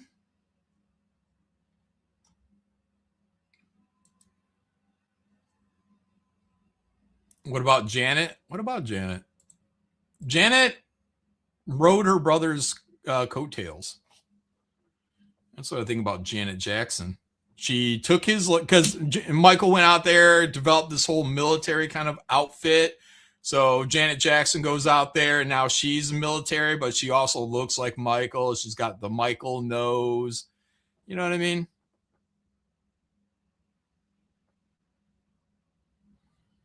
She had some songs, you know. She's all right. God, you're going to hold fucking Janet Jackson up to Michael Jackson? That's like trying to hold Prince up to Michael Jackson. Because you know 3 Prince songs.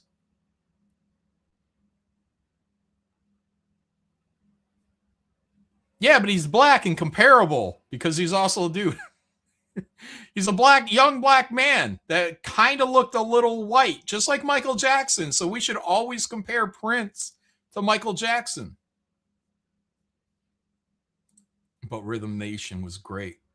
Yeah, it was a good tune. And that's all I know. We are a part of a rhythm. That's all I know. That's all anybody knows about Rhythm Nation. You know, and her little marching dance. Mainly because of the tit. Oh yeah, the Timberlake thing. The Timberlake tit. Pulled it out at the Super Bowl.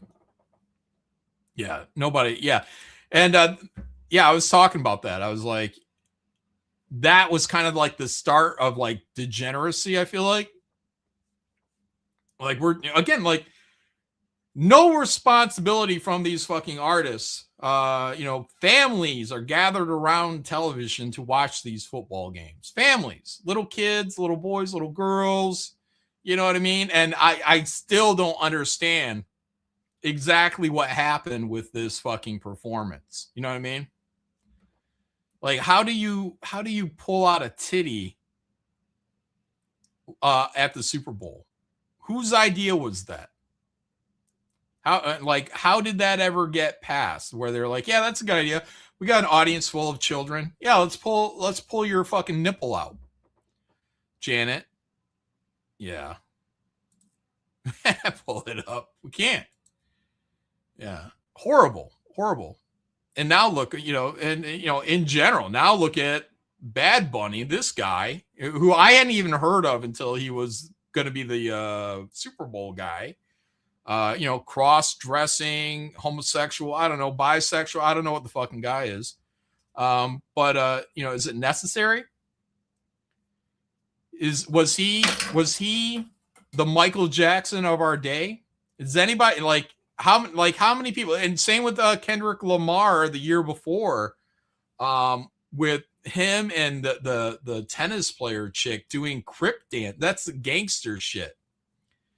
You know what I mean? It's full on degeneracy. Is that what's his name? Jay-Z's fault? Isn't he somehow involved in booking the halftime shows for the last handful of years?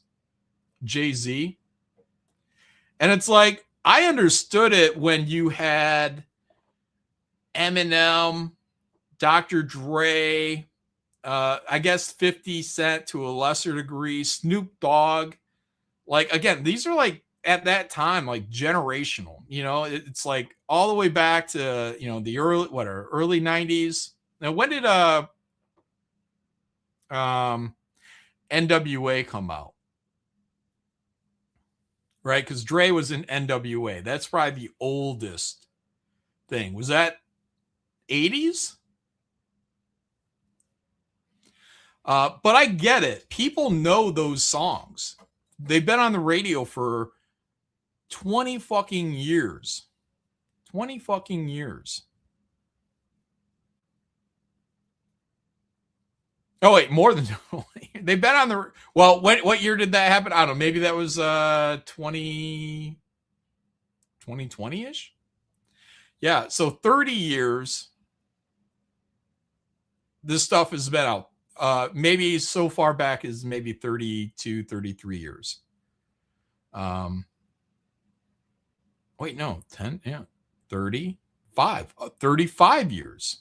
35 years people have been listening to some of that music. 35 years. NWA is Niggas with Attitude. That's what NWA stands for. 35 years of people listening to that music. I get it. I understand that. You know, Beyonce, I guess. I understand Beyonce. She was out in the 90s with Destiny's Child. I get it. People know those songs. No one knows who fucking Bad Bunny is. Except a very small amount. Kendrick Lamar. And then Kendrick Lamar turned his Super Bowl performance into calling Drake a pedophile. Or implying that Drake is a pedophile.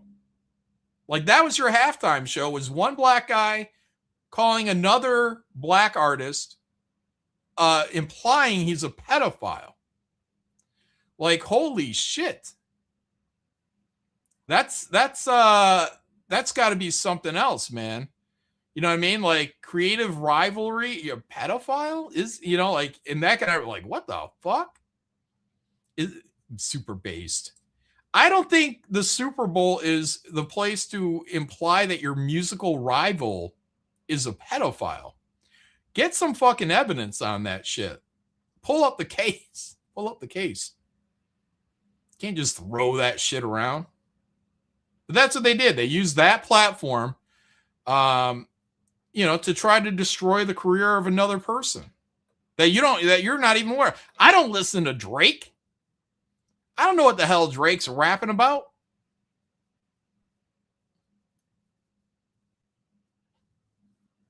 But I'm getting thrown into a fucking gangster beef by, I don't know. And then I found out Kendrick Lamar may not have even ever been in a gang or something. And he got motherfuckers out there that tennis player doing a crip walk. And I think Snoop was doing crip walks too at their Super Bowl. Like, these are gangs. These might as well be considered terrorists. They might as well be considered terrorists of their communities, and you're getting them glamorized. Not to mention the entire fucking genre of gangster rap, glamorizing fucking that ghetto culture. Ugh.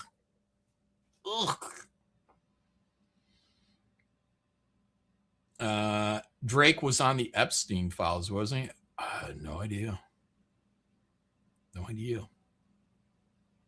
It makes you miss Janet. No, I mean, that's thrown up in there too. We don't need that at the fucking Super Bowl. Who's the biggest artist of the past? I don't know. Give it a span of 10 years. Give me someone that's been out for 10 years and has had a slew of hits. That's who should be in the Super Bowl. I got to be able to name 3 songs, or at least I have to know that they're so culturally relevant that it makes sense. I don't listen to Taylor Swift. I know she had that Romeo and Juliet song fucking, back in the day, but I understand her career has gone on and she's had a lot of hits. I get it. Makes sense. Bieber, I don't know. Does Bieber have enough hits? I guess I could understand maybe Bieber, but I'm not even sure I can tell you a single Bieber song. Weird Al? Yeah, I think people could laugh at Weird Al, and at least he had the Gangster's Paradise, Amish Paradise parody. So that brought him into the late 90s, I think. Didn't that get him into the late 90s? Has he done anything since? What is a Weird Al song in the last 20 years?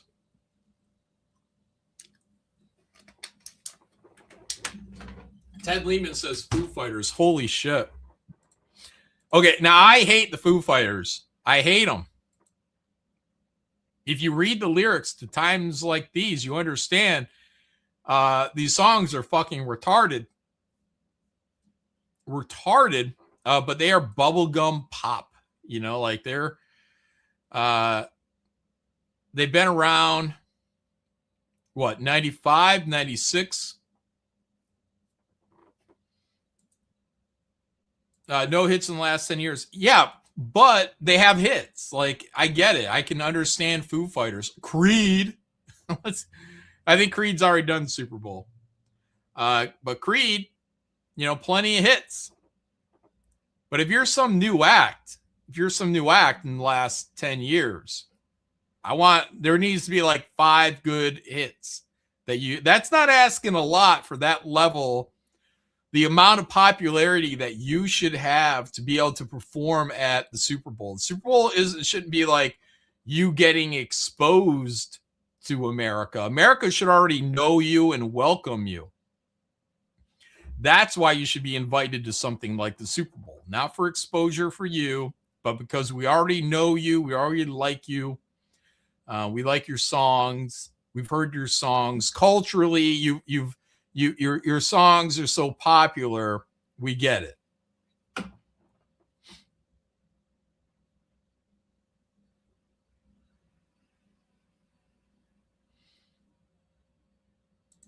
John, I know these degenerates, so I'm cool with them performing. What degenerates? What ones? The ones with the 35 years combined of, well, not combined. God, I mean, we'd be talking 100 years. 35 years. The rappers. I get it. People like Eminem. People like Dre. I don't like any of the idea that anyone's rapping about fucking gangbanging or taking out Tupac or I fucked your girl. I don't think that's necessary at a fucking Super Bowl. And Kendrick won a fucking Grammy. Who cares? Who fucking cares if he won a Grammy for the most downloaded song of 5 years? Yeah, because people that are into rap, that are into gutter culture, they really got off to the idea that he called Drake a fucking pedophile on his song, or implied he's a pedophile in his song. People like that stuff. Rap is gutter culture. People love all these guys tearing down the next guy. They love it. They can't get enough of it. And if one of them dies in the street, it's even better. It's like early internet. Yeah, it's almost exactly like early internet dramas. Yeah, if somebody died in the street, there'd be a lot of LOLs on the internet about it. Yeah, A minor. Get it? Lol. Yeah, that was a joke. Yeah. Certified, what is it he said? Certified gangster, certified pedophile. And his favorite note is probably A minor. Those are, as I recall, the lyrics from that Kendrick Lamar guy. Another guy had no idea who the fuck he was. And he's all of a sudden being put into the Super Bowl. Just like Bad Bunny, no idea. I know who fucking Jay-Z is. I know who fucking Beyonce is. I'm not culturally retarded. But again, 10 years, 5 hits that are huge, huge hits. Crossover hits. Black people know it. White people know it. Celine Dion. Whitney Houston. Taylor Swift. Who else is big? Who else has big crossover hits these days? Jay-Z. Oh, yeah. I wonder, do the Brits do that too? Jay-Z? Oi. Oi, you're listening to Jay-Z. Yeah, that's funny.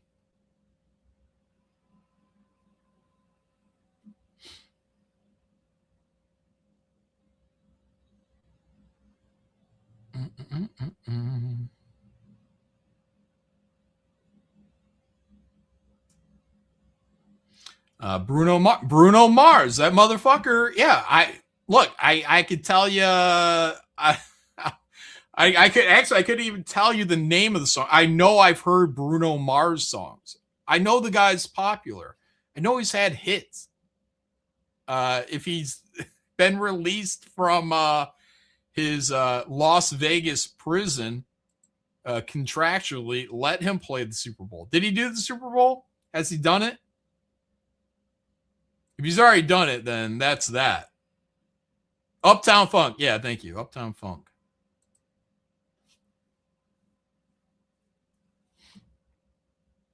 You're naming all old bands and artists. Oh, so?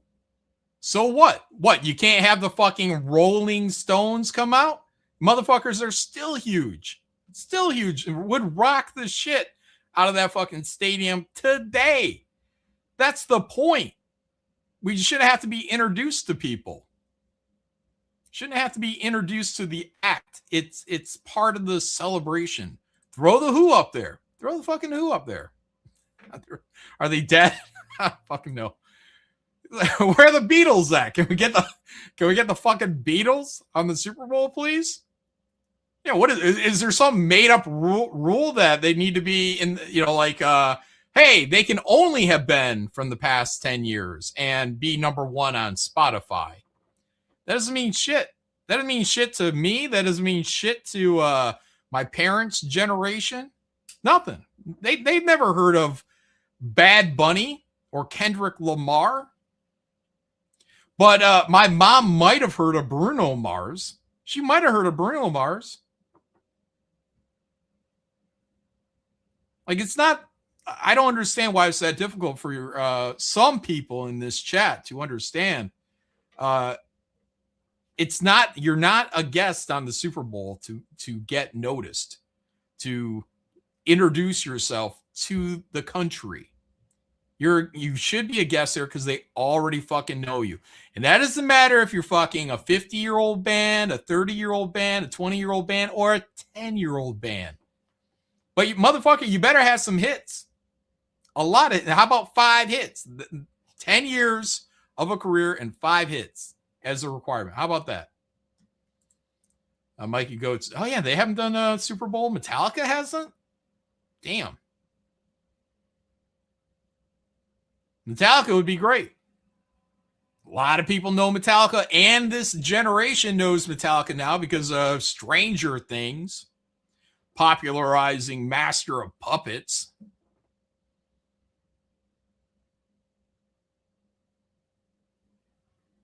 Yeah, they'd be great. It'd be a clean show. Fucking James Hetfield wouldn't be pulling off Janet Jackson's fucking breastplate, revealing a nipple. Elton John cries, or no. James Hetfield cried when Elton John said how much he appreciated. Was it Nothing Else Matters? Like one of Elton John's favorite songs, Nothing Else Matters. And when he told that to James Hetfield, tear went down his eye. Iron Maiden. Look, I don't think Iron Maiden is a big enough crossover hit. Sorry.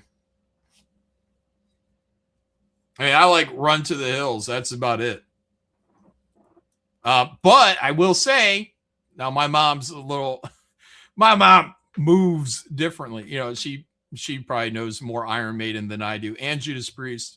She went to a Maiden and Priest concert in the 80s.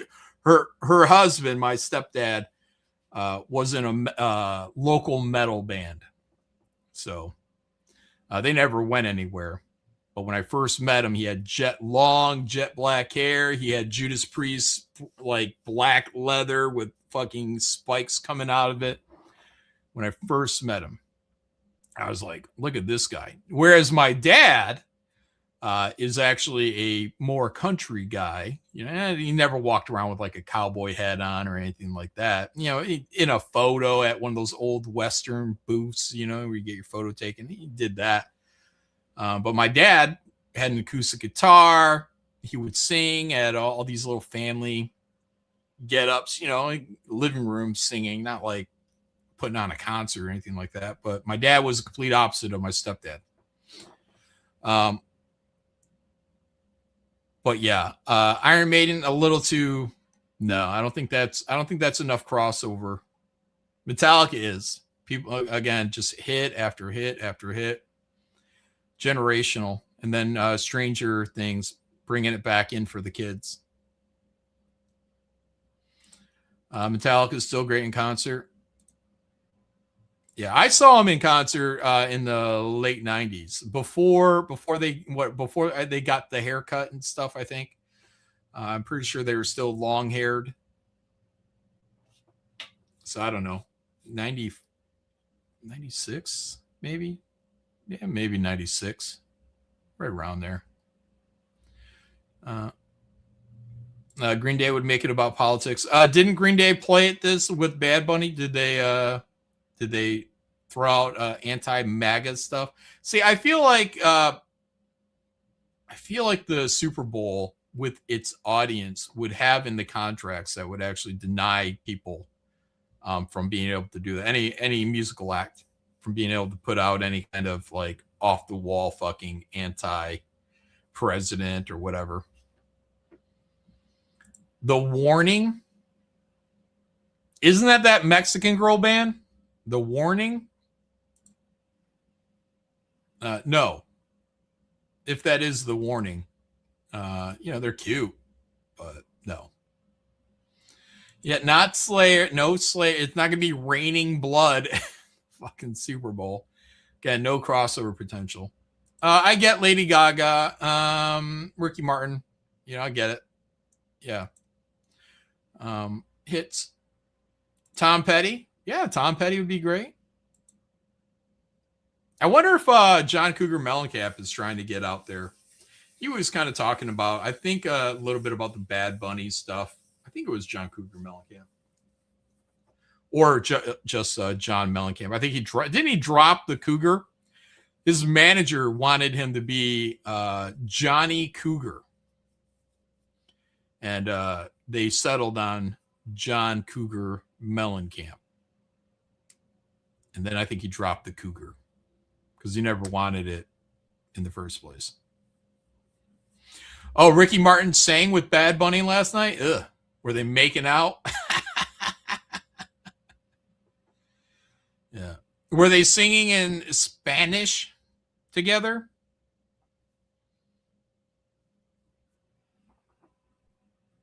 Yeah, Tom Petty is also very dead. That's true. That is going to be a difficulty to get Tom Petty to play today. I don't know. Is Stevie Nicks a good call? How does everyone feel about Stevie Nicks? She's still breathing, right? She played with Tom Petty a little bit. I think they did a duet together. He wrote her a song or two and stole one back, I think. Oh, yeah, hologram Tom Petty. We're getting there.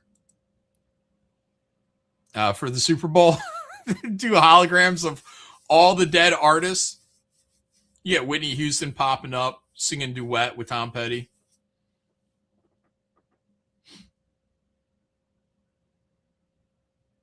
Oh, you got to see Stevie and Tom Petty in Ohio. Nice.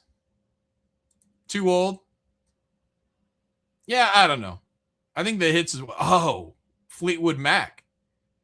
What's his name? Leslie... What is it? Buckingham? Leslie Buckingham is still alive.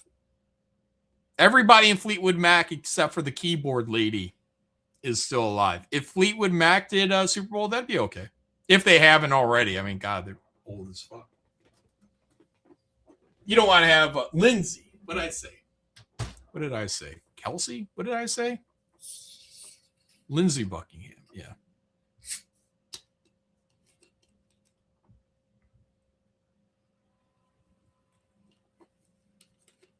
Don Henley is still alive. And Eagles are still touring. Right? On occasion. Oh, I said Leslie Buckingham. Oh, okay, gotcha. Yeah. Leslie, yeah. Eagles are still touring. They Glenn Fry's son has taken up his spot. I'm not sure vocally how on he is for his dad, but that'd be okay. Is Joe Walsh? Is he still alive?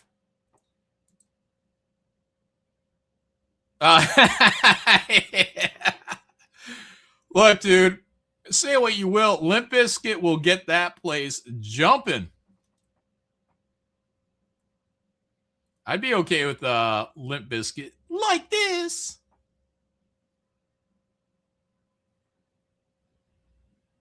Now, what songs? I guess they're going to run through their songs. I did it all for the nookie. Yeah.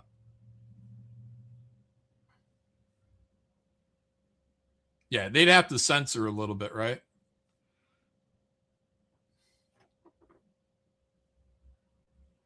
Disturbed?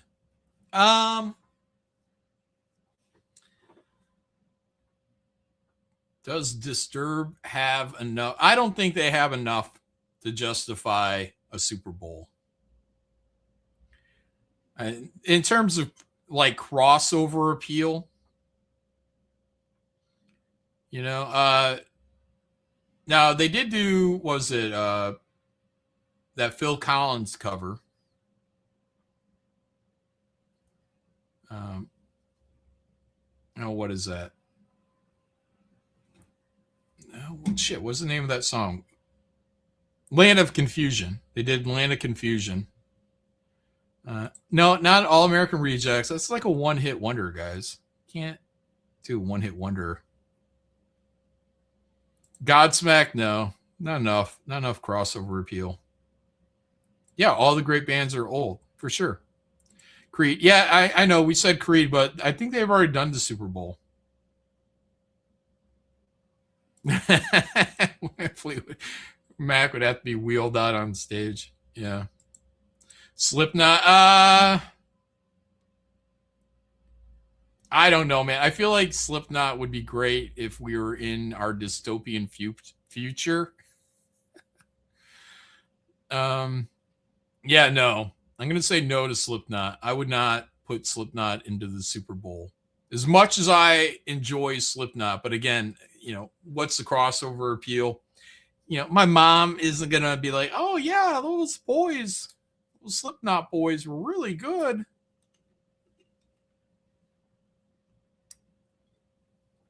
Yeah, more for Metallica. Oh, yeah, he did a Paul Simon cover, right? Was it Hello, Darkness, my old friend? Is that what it was?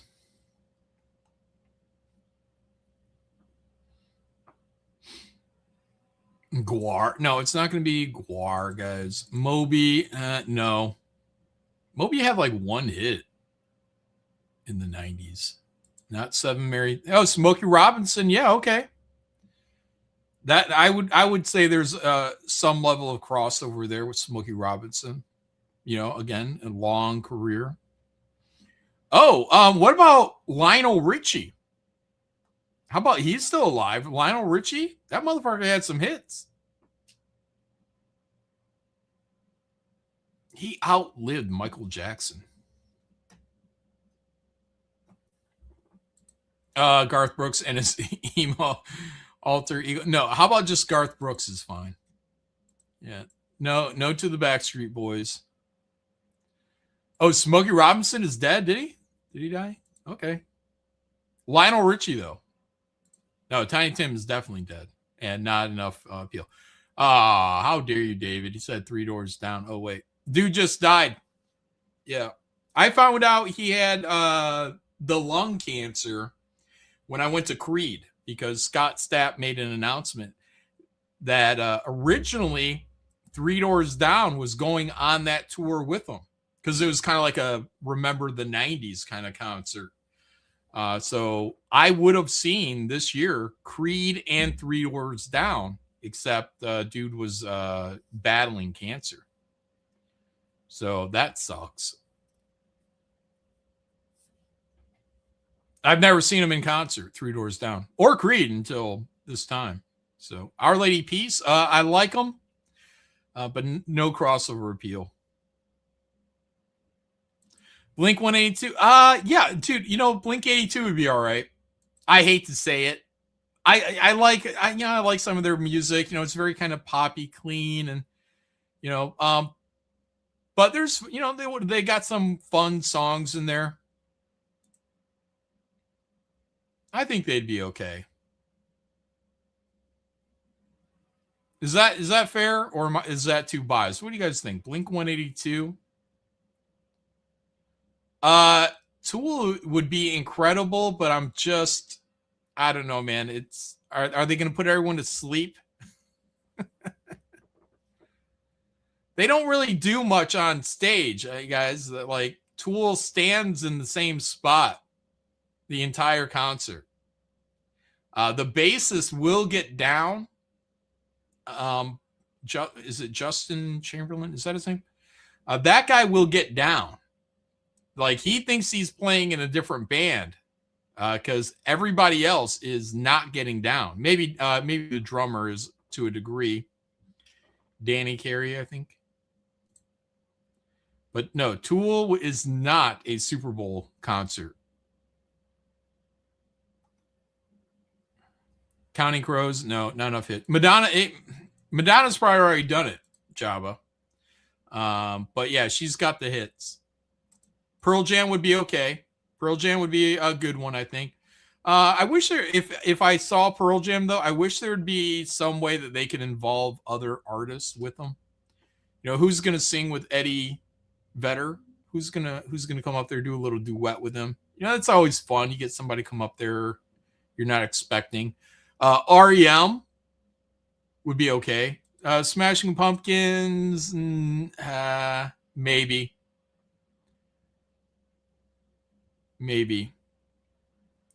I mean, today you're gonna do today. A lot of people are gonna rock out to today. Oh, Madonna already did it. Yeah, I believe that. Stone Temple Pilot, a little late.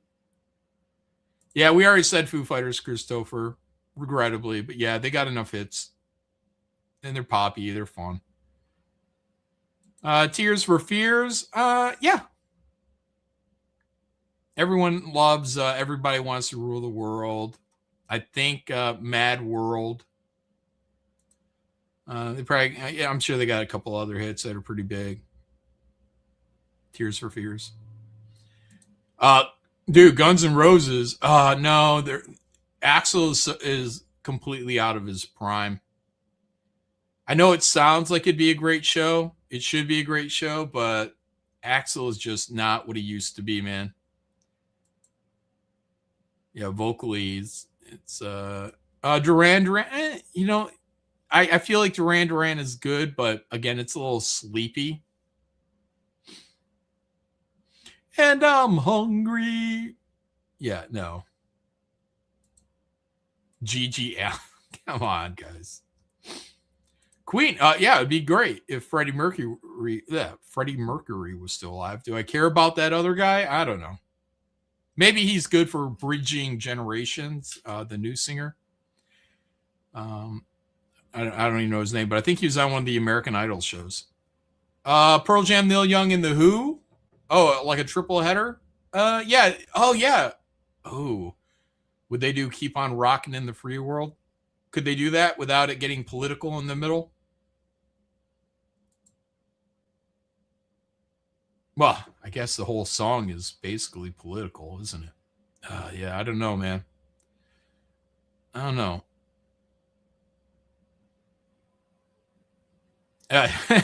Trans-Siberian Orchestra. No, that shows it's a little overrated, I guess. It can it be overrated? It's probably underrated, but then when you see it, you're like, yeah, it's a little overrated. It's, you know, I had a lot of eye contact with the band when we saw that. You know, we were like 6 seated rows back. You know, just a little uncomfortable. Oasis, yeah. I could go with that. I could go with Oasis, I think. Phil Collins would be great. I think he's in a wheelchair now. I think he's having a bad time right now. I could be wrong. Last time I saw him, though, it looked like he was headed out. Rob Zombie. Rob Zombie is not great live. I've seen him live. I've any number of you can watch him live on YouTube any number of times. But I've been to a Rob Zombie concert when Dragula and all that was out. He was with Korn, and he sounds terrible live. He can't get the words out. He sings like half of a fucking verse. Barely makes it through any chorus, you know. So I think it's just one. I think he's an asthmatic, but 2, I think that the way he has to sing, you know, he's got to kind of really push to get that out, and he just doesn't. He runs around the stage a lot. He moves like he actually moves on the stage, which is good. But yeah, Nickelback, they got hits. You know, I can't argue that. I'm not sure it's electrifying today. REO Speedwagon, I don't know how many people are. Dolly Parton, dude. Dolly Parton is like royalty. I think that if they brought Dolly Parton, even if you had a wheelchair, which I don't think you do, I mean, she's like fucking 80, I don't know, 90. How old is she? Dolly Parton is like royalty. She comes out, it's going to be huge. It would be a huge Super Bowl thing because I think that you could easily pair her up with any number of, female singers, new and old. Miley Cyrus, I think, played and performed with her any number of times. So, you can bring in these other artists with Dolly Parton, and it would be an event. So I actually think that's a great call, Dolly Parton. Bring her out one last hurrah, one big farewell. Axl is always psycho. Yeah, I don't know. He's kind of chilled out though, right? And he's on a lot of drugs back in the 80s, 90s. Might be why his voice is all fucked up. Yeah, sounds like Minnie Mouse now.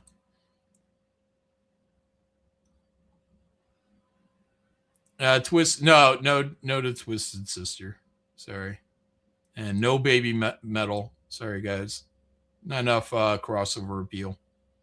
I mean, Twisted Sister really had like maybe 2 hits that everybody knows, maybe. Yeah, no to Mr. Bungle. No to Buck Cherry. Eminem has already done it. But he did it as a group. He could do it by himself. I guess, I don't know if he's done it solo by himself. Has he done that yet?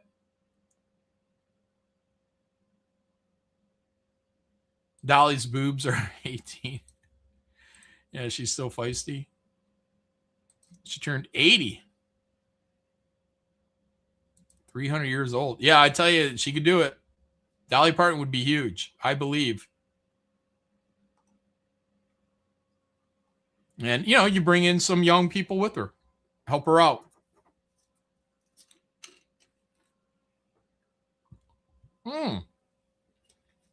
Dolly is Miley's godmother. That makes sense because her dad, Billy Ray. Oh, yeah. You got Billy Ray, too. Billy Ray, Miley Cyrus, all coming out. Do we need Billy Ray? I don't know. Maybe just Miley. Bush, John, you've forgotten your beanie. No, Bush would not be good for Super Bowl. Would they? Only if they're doing the hits. I went through that concert, and I guess the hits would be okay. No, we don't want to go obscure, Gerlach, and Beck isn't that obscure, but again, the parameters here is that it's crossover. People already know the band, the wide majority, and the songs. What's happening, Sean? Nothing much, man. How you doing? Good. We've been talking about halftime shows for the Super Bowl. Who would we like to have play a halftime show? And I'm telling everyone in chat that they're all wrong for like 30 minutes. Yep. Yeah. And they're naming off dead people like Bowie. Yeah. Oh, he'd be great. Yeah. Yeah. But he's dead. Who are you suggesting? Offspring would be okay, I guess. I think the best suggestion, because the parameters here is that they have to have crossover appeal. Older can be better, but at least a 10-year career and 5 hits. At least 10-year career and 5 hits. That way we're understanding that there was a cultural impact to you, meaning that like you're not going to the Super Bowl to get exposure. You're going to the Super Bowl because people already know who you are. Yeah. So those are our parameters. And see, Cannibal Corpse, get out of here. Tom Jones, yeah, I think most people know who Tom Jones is. They may not know any Tom Jones songs, except that it's what is it? Still unusual, or it's not unusual. Yeah, it's not unusual to be loved by anyone. Yeah, yeah, that's it. I mean, do we really want them? I guess we're losing a lot of people. Is the problem with that? You know, Yeah. a lot of people who were perfect for it. You know, I mean, I remember when I saw at Riverbend Festival in Chattanooga, I got to see James Brown live, and pretty much up until the end, that guy was just crushing it on stage. You know, get people like Stevie Wonder, people like that who just are these icons. But I think usually for a big Super Bowl, you're gonna need to get like a bunch of people together. I heard people saying Dolly Parton, but it'd be like Dolly Parton plus, you know, someone else. I Miley, think would be really cool. I think that's probably the best suggestion, actually, is Dolly Parton. Because everybody loves Dolly. She's always been like, you know, just whatever, largely non-political. You know, she hasn't really gone out of her way to piss off half the country or anything like that. Shocker, isn't it? Everybody loves her, and you're going to get all these people there. And no, I already said Blink-182 would be fine. You know, they got some bubblegum pop hits, and they're fun and whatever. I think people know who Blink-182 is. Now, Slappy says, I hate Dolly Parton. Oh, man. Pigeon Forge, Tennessee. Come on, guys. Oh, she's Dollywood's getting this brand new amusement park ride that is, it's like it's on a track. It looks like a boat ride, but then it can also go up and become a roller coaster. So she's putting some serious bank into Dollywood right now. Pretty awesome. Nice. Radiohead, no. I'm going to say no to that. Good band, but again, what are you doing? You're going to put everybody to sleep? Oh, you guys, what, Coldplay for mainstream? BTS and Coldplay jamming together? It's basically the big acts. James Brown was an entertainer. Yeah, James Brown was awesome. Period. Yeah, too British. Yeah, I Molly imagine and Miley. if he hasn't done it, he should have done it. Britney Spears, 100%. Yeah, you could bring Britney back. Yeah, I think Britney needs, like, I kind of thought, and maybe I'm off. I'm starting to feel I might be off now. But my impression was always that Britney Spears was doing the selfie camera thing in her house where she's dancing with knives and all her little freaky shit. I'm like, this is her doing the I'm crazy thing, and then she's going to release her big album. But there was never an album, you know, and it's been, I don't know, 5 years now of her doing that crazy shit. You remember when she went crazy before, Sean? You might be muted. Yes. No, I remember with the knives and the dancing and the but before nudity. that, right? Remember she shaved her head bald. Shaved and it was like, oh, she's an unfit mother. She's crazy, and it's like, well, you know, she's trying to avoid a drug test. You know what I mean? But the narrative was, oh, she's crazy because she shaved her fucking head bald. Oh, she's nutty, and when everybody was hating on her, And not to mention the Federline guy, nobody approved that she was with this fucking white trash fucking dude. And they're like, oh, you can do better than, you know, the dude in the wife beaters, Brittany. Anyways, her career was seen as kind of like in the slumps. She shaves her fucking head, getting divorced, all this stuff going. And then she came out with that, what was that song? Womanizer song. Womanizer, yo, womanizer. And like everybody got behind Britney again, and she came back and she was a big hero to women. And like, oh, all we had to do is like, you just have to come up with a hit and make people shake their asses and they'll forgive you for murder. That's right. Anyways, so when she was when her, 10 years later, or 20 years later, I don't know, it's been a while. Now she's standing in front of the camera doing oddball dancing with knives, and everyone's like, she's fucking crazy again. And I'm like, no, she's going to release, Womanizer 2, in a year or two. Hasn't happened. Yeah, she might have just been crazy. Yeah, so now I'm thinking maybe she's just crazy. It happens. It happens, man. It's like, the thing for me, when I was watching all that stuff is I think she just had postpartum depression or something and was losing it, and people around her were too busy snapping pictures and not seeing her general health decline.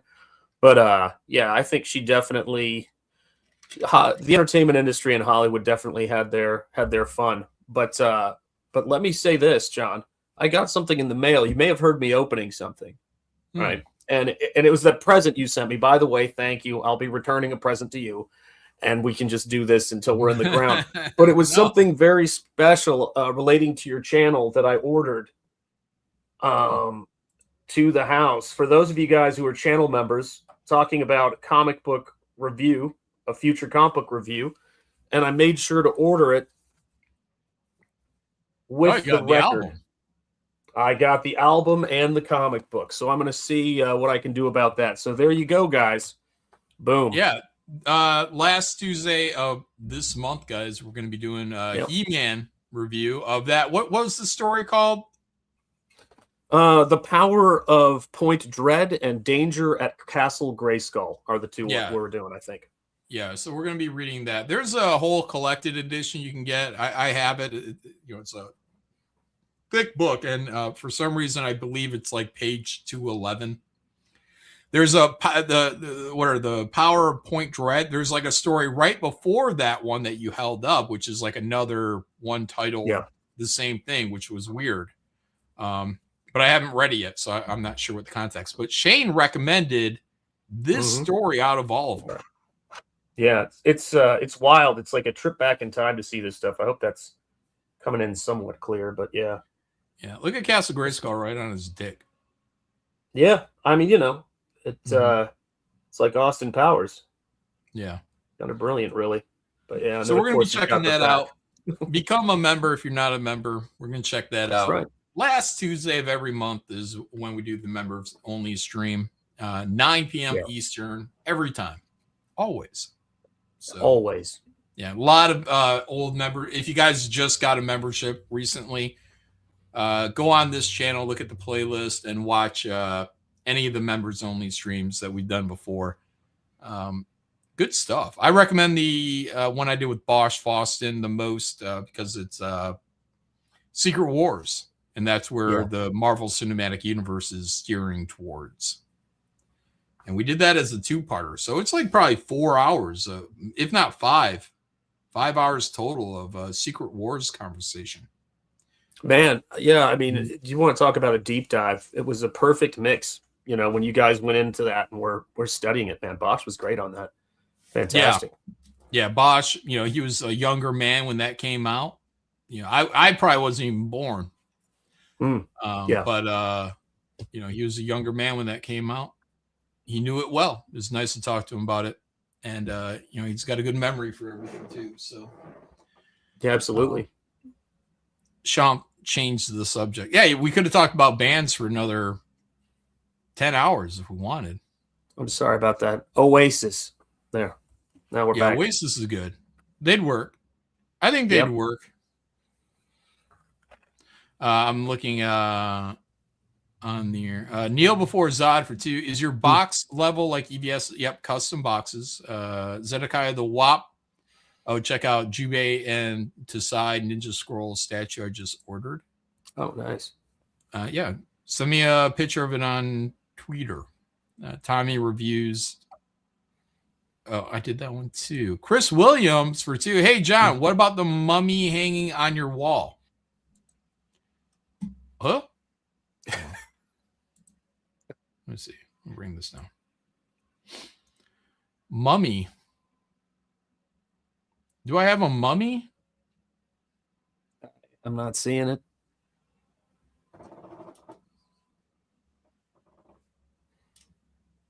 Mummy on my wall. What is Chris talking about? Not sure.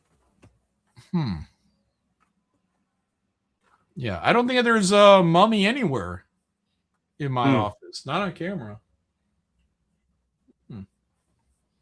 Is it?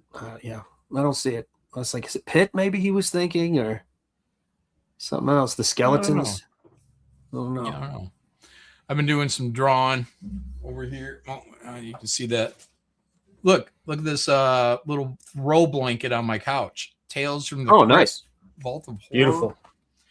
Yeah. So normally when I draw on this couch, it's always on this end, but now I try to sit on there since I moved my office around. I'm like, it feels like lonely in that far corner. So I changed my seat over to this one, and now I feel Yeah, free, man.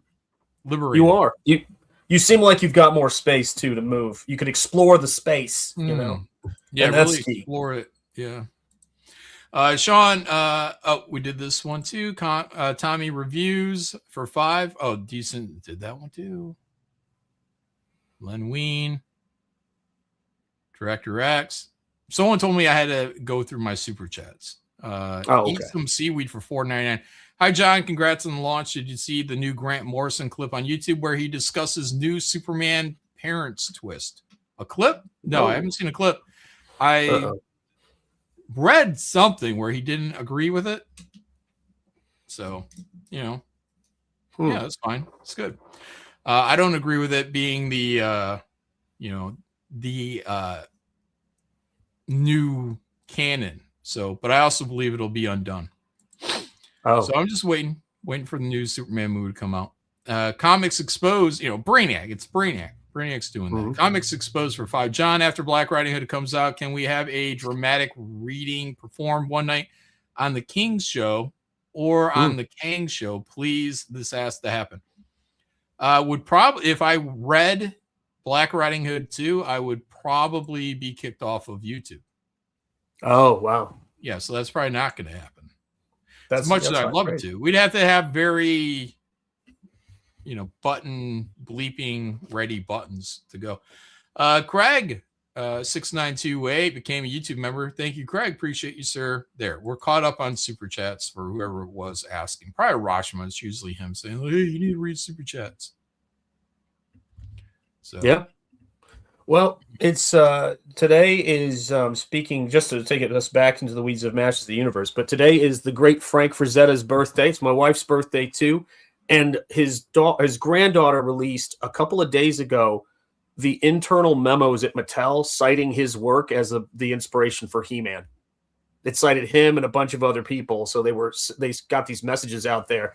And I was like, wow, it's a trip, like how all that sword and sorcery and fantasy stuff all merged into things like He-Man and all the stuff we grew up on, man. It's craziness. Nice. Wild stuff. Yeah. Chris just wanted to look at John's butt. Oh, he wanted me to turn around. Oh, I got it. Yeah. He's a clever one.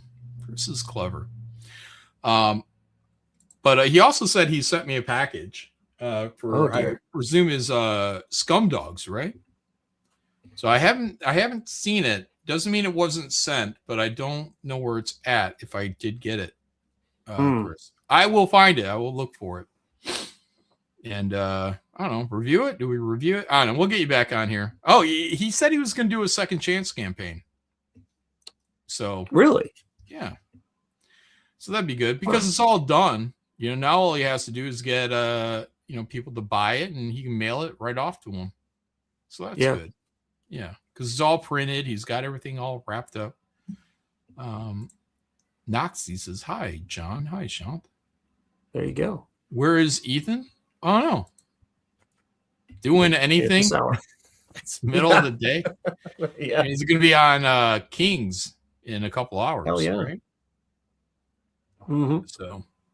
Well, if Kings happen. If it doesn't happen, I'm just going to stream. Yeah, I'll just stream. I'll start a Kangs early. Body bags.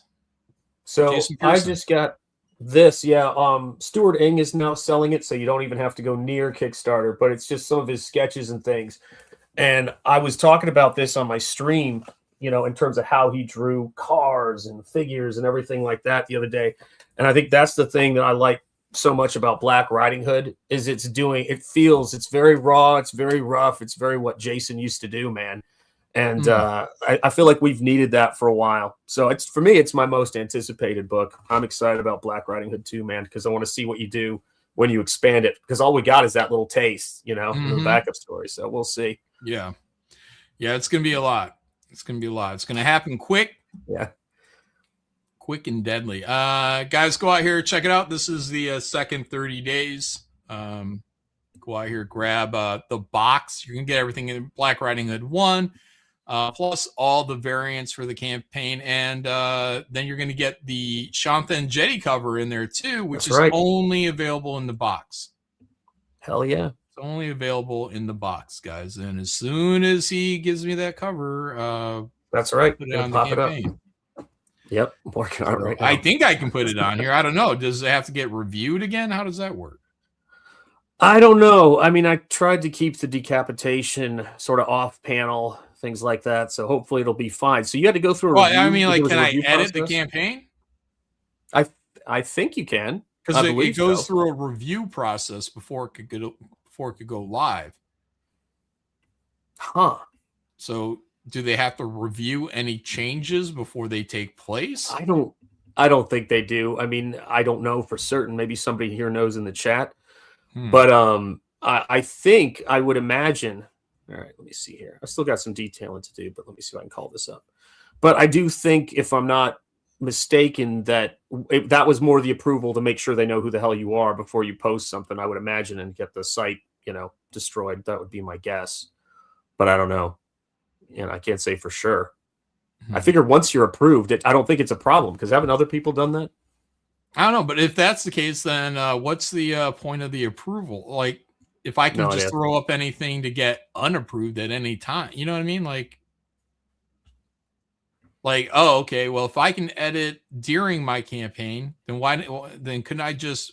I'm just saying, theoretically, I could just throw up a picture with big old titties on it, big old biggies on it. Mm-hmm. Bare nipple. You know what I mean? Like, if you don't have enough common sense, you know what I mean? Like, okay. Just saying, what's the point of the review I agree. if I can just I edit agree. it at any time and put something more offensive up after the review's been done? Yeah. So, well, Cecil's been sharing, right? Cecil's been sharing or putting up new things. Yeah, here you guys go. Here's a look at what I've been up to. So this is a cover idea that I came up with when I was just looking at the story and seeing what's going on. So this is going to be, I need to brighten this thing up. Let me see here. But this is going to be the cover I'm working on right now, wrapping up actually, for Black Riding Hood, just doing finishing detail. And it's basically just sort of an all-out action cover with Black Riding Hood fighting everybody.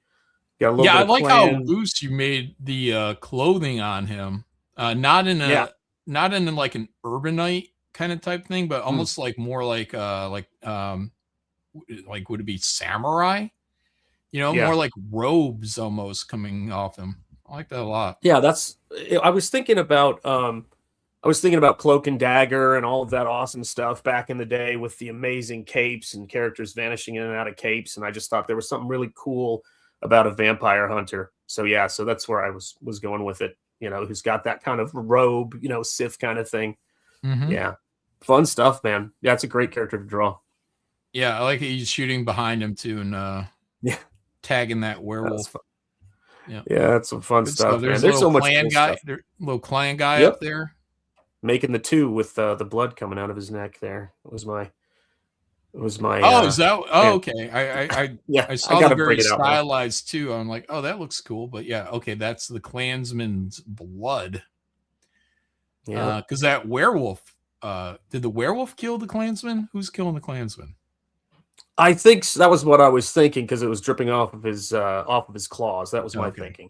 All right, because I was just talking about. I'm like, because I was just talking about that with Shane's cover. I'm like, it looks like Shane or Black Riding Hood is killing his allies. Oh, the clan. Got you. Yeah. No. He didn't do that. Working with. Yeah, that's the angle. Is he's working with the clan because they know how to kill vampires. He's not a vampire slayer. He can kill werewolves all day. He's trained for it, but he's not trained for killing vampires. So the clan are. Yeah. So, yeah. He cut he's. Oh man, yeah, that stuff, right? So he cut the hand off of a vampire here. He's shooting a werewolf, and the werewolf was taking out the clan guy. So that's what that one was right there. So yeah, everybody's hopefully allied correctly. Yeah. Yeah. Yeah. Well, I can understand Shane maybe not wanting to draw, the clan as like the good guy, so whatever.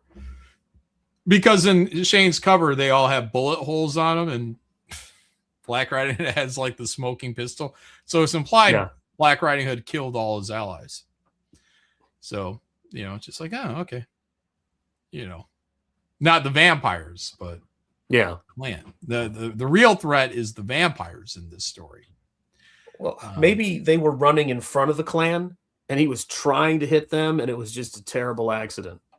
You know, maybe that's what it was. Just friendly fire. It happens. Yeah. Yeah. Terrible. Terrible. It is better than Cecil's, I guess, says Embed. All right, great. That's Anyways, also this odd. cover will only be available in the boxes, so that will probably make it the rarest cover of the campaign. So if you guys want to get in, oh, look at that Michigan play. I like that. So if you guys want to get in on that, 1979. Look at that. Nice. That's the year I was in Michigan, and that's my address, 2228 Hampton Road, is a little nod to that in there. So, yep. All right. Love to Michigan in there. Look at that. Nice. Yeah, it's a cool cover. Looking forward to getting all this stuff wrapped and printed. Amen. You know? So, why wouldn't vampires use guns too? Because they're vampires. You know, they use their teeth, their claws. These are like more feral. Like the more they turn into like the creature form, they're more feral. So yeah, it's not Interview with the Vampire, fucking vampires. You know, it's all right. It's, you know, evil guys. Yeah. That's what I miss. I mean, that's what I think that was what Robert Eggers was saying about Nosferatu. He goes, we haven't had evil vampires. We've had the vampire boyfriend. We've had the romantic vampire. My misunderstood story. But Bram Stoker was really clear. This was a story about a bunch of guys teaming up to kill evil. It was an adventure. You know, we talked about this with Salem's Lot, and I think that-that's what we need. They smell. Yes, they do. Like, they reek. They're not brushing their fucking teeth. You know. Yeah. And my brother, I got my brother because of you having us all take a look at it, because I've never really deep dove into it. He got Tomb of Dracula in black and white, not in color, because this shit's amazing. He was just messaging me the other day. He's like, Tomb of Dracula is fucking incredible. I said, it is. It's really well written. It shows how you could do that genre, man. It's awesome. Yeah. Yeah, very cool. Let's not celebrate Cecil's return to anything. Oh, jeez.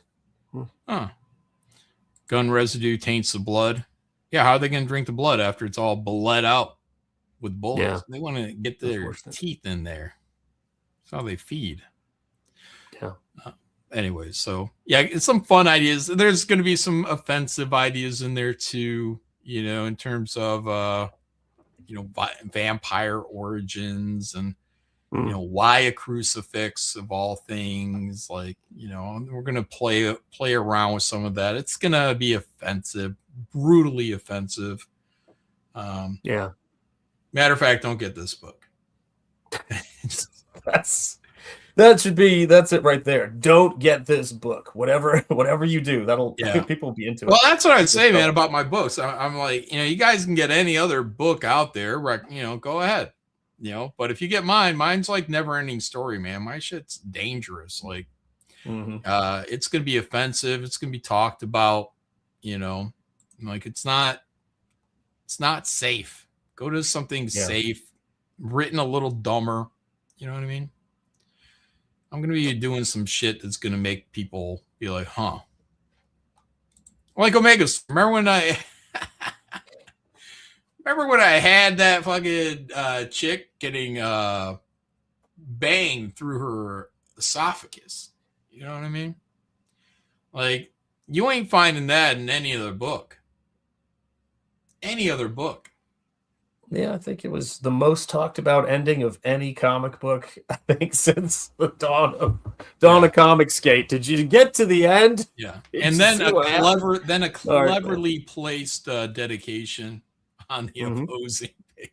Yeah, man. Was not safe, guys. My books are not safe. It's meant to fucking make something happen. Make it worth your time to entertain you. With these concepts, these ideas. Klansmen working with black people to kill vampires. Hard R's being thrown about. You know, it's like some Tarantino shit. Yeah, it's almost like art, right? what it's supposed to be. Yeah, go get something safer. Go get something safer. Don't waste your time here. It's going to make you think. It's going to make you feel. You're going to have emotions. You're not going to want that. Just go grab a book with an explosion on the page. There you go. That's all you need. Somebody punching somebody in the face. Just go ahead and buy that book. You already bought it 100 times over. Go buy it again. Don't buy this. That's right. Don't buy this. Anyways, buy my book. Amen. Mm-hmm. Where the hell did I put that? Shit. I had my copy of Grips kept kicking around from, whatever it was, 1986, I think it was. And I remember my buddy goes, "You got to see this comic book." It's during the black and white boom. And it starts with like this couple getting mugged, classic thing. And then Grips comes in and he's like shooting a little metal spike out of his gauntlet, and it's going through a guy's eye and busting out the back of his head. He's kicking somebody in the face, and the face is turned towards you, and the blood's going everywhere. And I went, this is the coolest shit I've ever seen, because that wasn't even something Marvel and DC were touching in any real way, man. And it just was badass. You felt like you were reading something you weren't supposed to be reading, and that made it cool. Even though it's, by today's standards and what people are seeing, it's not even that intense, but it was seeing a superhero do that was badass. And I think that's, for me, I was having a conversation with somebody in a slightly different business. And I said, the thing about the independent, what's going on in independent, whether it's toys or whatever, people's doing their own shit right now, third party stuff, whatever, is the best attitude to have is if it's something they wouldn't touch, then go for it. Like, do something they wouldn't touch, say something they wouldn't say, because otherwise you can get it somewhere else. And I think that's what I loved about comics at their height. I loved that kind of thing. Hey, Ninja Turtles, I'm going to kill myself with this thermite grenade on this rooftop and wipe you all out. It's like, damn, reading that was great. Mm-hmm. Here we go, guys. Black Rhino. Let me hit refresh on here to see if we got any sales on here. It's 763. Hey, we broke a grand. Broke a grand. Nice. Guys, I know it's a new site for, maybe a lot of you, but take a moment, go out there, check out Fund My Comic. You can get this. If you already bought, Black Riding Hood and you're like, I already bought that thing, then let me see if I can see about the homey page here. This. Yeah. Fund My Comic offers a 1% platform offer. I guess. Okay. All right. Mountain Hollow. Check this out. Huh. They raised the grand on here. Nice. 1,042. I just beat them. All right. That's good. There you go. I like it to happens. win. Let's see what we got. Now, 1,000 books sold activates Mountain Hollow Book 2. 1,000 books. Holy crap. Damn. It's a huge amount. That's asking a lot for a place like Fund My Comics. But look at this. This looks pretty fucking cool. Yeah, it does look good. Oh, here we go. Bigger one. I'm going to get some titties here. Monsters. Got a little brain skull. It looks kind of like remember that Jason the Wheeled Warriors. I thought you were going to say the alien, and what the hell was that movie? Shit. Wheeled Warriors. What the hell was that thing? I can't believe I'm not thinking of it. Some other chat will have it. I'm going to pull this up. Yeah. Let's see.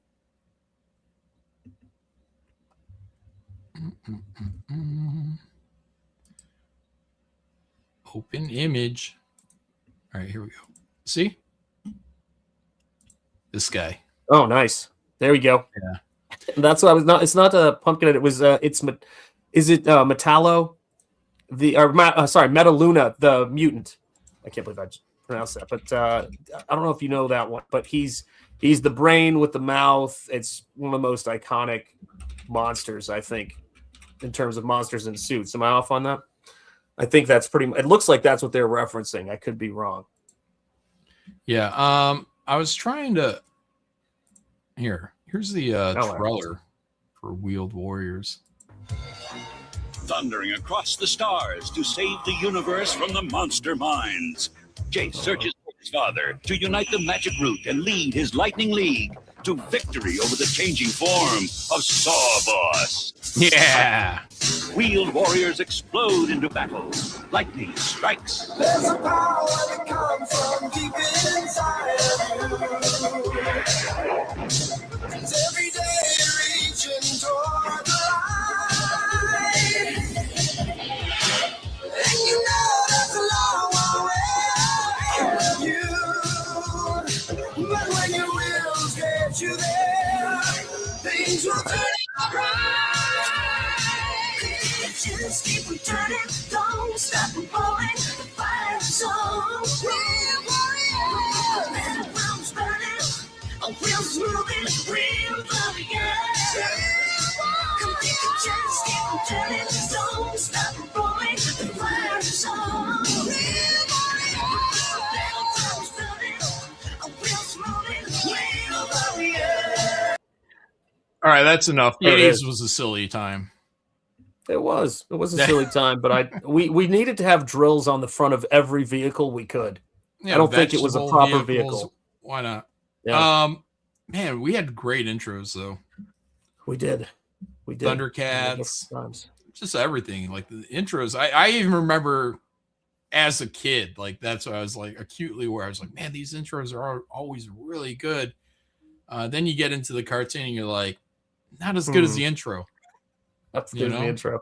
Well, you think about the stuff they were doing too. Like they were sexier. Like I was listening to somebody was doing a review of the Silverhawks intro, and they're saying there's this like really weird point in it where the camera just pans up like it's telling you to oogle the Steelheart, and I went, man, like you forget that there were actual women in cartoons that were sexy and attractive and hero proportion. You look at stuff today and they're just like blocks of wood. It's really, it's rough, man. Those were the days. That was some cool stuff. And then all the heroes looked heroic. And I don't know, man. That's the stuff I'm excited about when I look back at that stuff. But yeah, Thunder, they spent extra money on that's on what I that. keep thinking about when I think of everybody doing AI, because I'm like, like they're always in the, what are uncanny. I mean, it mostly has passed the uncanny valley, which is where it's right before it's real, but it's still like a little jarring. But whenever I think about AI, I'm just like, I just want to do like a cartoon. Yeah. you know, Shane showed this one animation where they're able to keep kind of that line art look to it. I'm like, yeah, something like that would be great. Also, like, all the problems of having real people, it's like, the syncing of the mouths and whatnot, with cartoons, it can be a little off. Any 80s cartoon, and just try to get the kind of vowel shapes, I guess, in the mouth and try to get in the ballpark. But I think AI is going to nail that a lot sooner before it probably perfects the reality of things. But I'd love to do like godlike, but the thing is, I want to have a great Thundercats level intro for my godlike cartoon. But then I want the actual show, to have those nice, camera tricks, zoom in, zoom out, but everything is a little bit better, but far from the reality of these AI clips and whatnot that are coming out right now. I think they almost show the weakness. You know what I mean? Like whenever you're very real, because like, the mouths didn't sync up quite right. This kind of went in or out, and you're like, you can spot them easy. But if it's just a cartoon, you're more forgiving. Yeah. I mean, I think too that I was watching the first pitch video in prepping for the He-Man members stream, and I didn't realize but they did an animation for the first commercial for He-Man, and it was the first animation ever. The characters, they had different voices, a slightly different look. Man-at-Arms didn't even have the mustache. He looked more like the toy, but it's basically, I think, some toy executive or some dad figure I don't know if you'd get a claim or have any trouble for it, but I have it if you want me to pull it up. But it was him saying, this toy line is different. This toy line has a story. It's like it's got a whole mythology to it. And that was the pitch for He-Man. And that's what I think people need. This mythology of He-Man, which probably led to, Thundercats and everything else. The sword and the Thundercats, ho, and I have the power and all that sort of stuff. It was a great time. Great time for heroes. Well, also like Thundar. Thundar had the power sword, and so Star Wars had the lightsaber, Excalibur. Power swords, barbarians. Even Conan. What year did Conan come out before He-Man? Oh yeah, well Conan was out. Well, no, before. the movie. Oh, I think.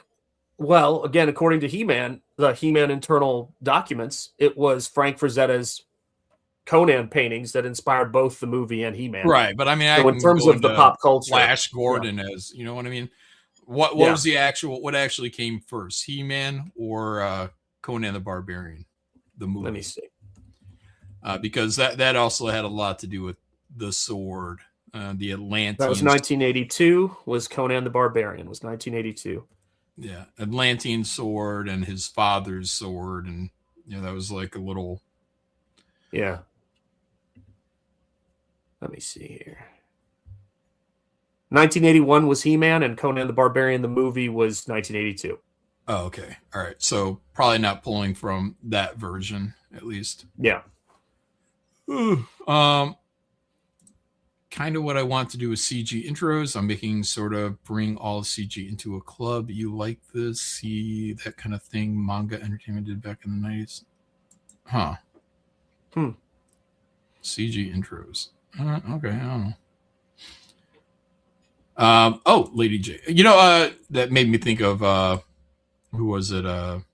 Scarlet, because they were showing that picture of that chick for from Game of Thrones. She's going to be Tomb Raider, Laura Croft. Which person? The redhead from Game of Thrones. Oh, okay. I don't know her name. There's a set photo of her walking around, and she's basically covered from head to toe except for her head. And so it's like, oh yeah, just cover up all the flesh, all the sexy bits, and get rid of it all. And but somebody made a her alter, huh? I said that's the person. Sorry, I didn't know which person you were talking about from Game of Thrones. Yeah, I was just thinking she doesn't strike me that way. But anyway, go ahead. Somebody made an alternate version of it, and she would be great as Scarlet, from G.I. Joe.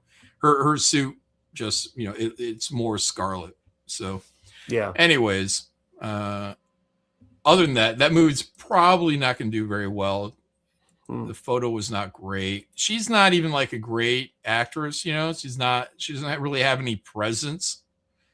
Better for an ensemble, Just like what's her name? Daenerys, right? The blonde chick with the black eyebrows, like Emilia Clarke, I think her name is. She's another one. Like you're great in these kind of ensemble things, but you're no fucking Sarah Connor. Yeah. Sorry, you look 12. You're short. Just it's going to be difficult. It's going to be difficult to convince. I've got the image. Audience that you're like a badass. Yeah. Maybe I'm reading too much into her character. I do think she'd be a really good Scarlet, but Tomb Raider seems to me to have a very particular look to her face, even in the early animation, the early cartoony animation that I think Angelina Jolie had the look for. I think she was perfect casting for that, but who knows? Sophie Turner. Yeah. There you go. Yeah. Yeah. I mean, look at her. She looks exhausted from walking. Yeah. I'm sure she came out of a run scene or whatever this is, but man, she's exhausted. Like, show her with, some energy remaining. Yeah. Something. And if she is going to be exhausted, let's see her all ripped up and, her panties are coming through, one of these whole, you know what I mean? Let's get her some battle damage. Been in the wars, you know. Been in the wars. Yeah. Yeah, she's well. That's the whole thing about the AI stuff you were talking about, where you said I think the AI. Like I was looking at the He-Man trailer, you know, after the big everybody looking at the He-Man trailer, and I was like going, what is it that they're afraid of exactly? Like it seems so out of place, and it seems almost puritanical when you get to the female characters. When you see, you know, the guy playing He-Man, he's, you know, I mean, yeah, he's a little bit more covered up, probably for maybe practicality reasons. I mean, he's not Arnold and Conan, but when we got to her, I just felt like it was like an anti-mythology costume design, if that makes sense. Like it felt like she was from like Blade Runner or something in certain aspects of her costume. Very plain, or you know. Marvel. Yeah, Tila. Yeah, Marvel. Yeah. Yeah. Yeah. Looks like she could have been from any fucking I don't know, Valkyrie fucking shit. I don't know. Yeah. Yeah, or Black Widow project. It's just whatever. That's how I feel about her outfit. He-Man is showing skin from head to toe. But the one woman that's in there is fucking covered up. Yeah. Covered up. We can't see that. Crazy. It is weird. Like, you know, whenever I think about stuff like, you know, like, oh, why was America so popular in like the 80s and stuff? And I think it's because, you know, it was edgy. You know, it wasn't afraid to show a little bit of fucking skin. Now we're just fucking cowards. Fucking cowards. Yeah. Sad. She would take off her bra after a tough day. Yeah, she would. It's the blurred line between men and women, so they normalize trans. Is it? I don't know. I think it's just protecting women in their mind. They're like, oh, we got to protect women. But also, I feel like a lot of, you know, I got a little conspiracy that a lot of this is like, you know, Islam creeping in. You know, just even her. Look at her. Yeah. You know, her fingertips are exposed. Some people have already AI'd this with her wearing a hijab, you know, because that's all it's really missing. It honestly, it's just feminist puritanicalness that's been in the art world forever. It's just now there's more people in power than there's ever been, and it's hip to virtue signal this stuff. I don't even know.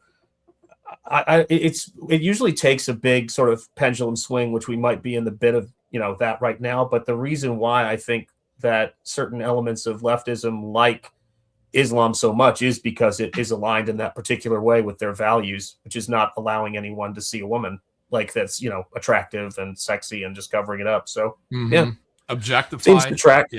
Yeah. Well, but see, that's the other thing too. So that idea, object theory, and how we understand objects in relation to ourselves was never meant to be used the way they did. They take science words, all these political people, and they just change it.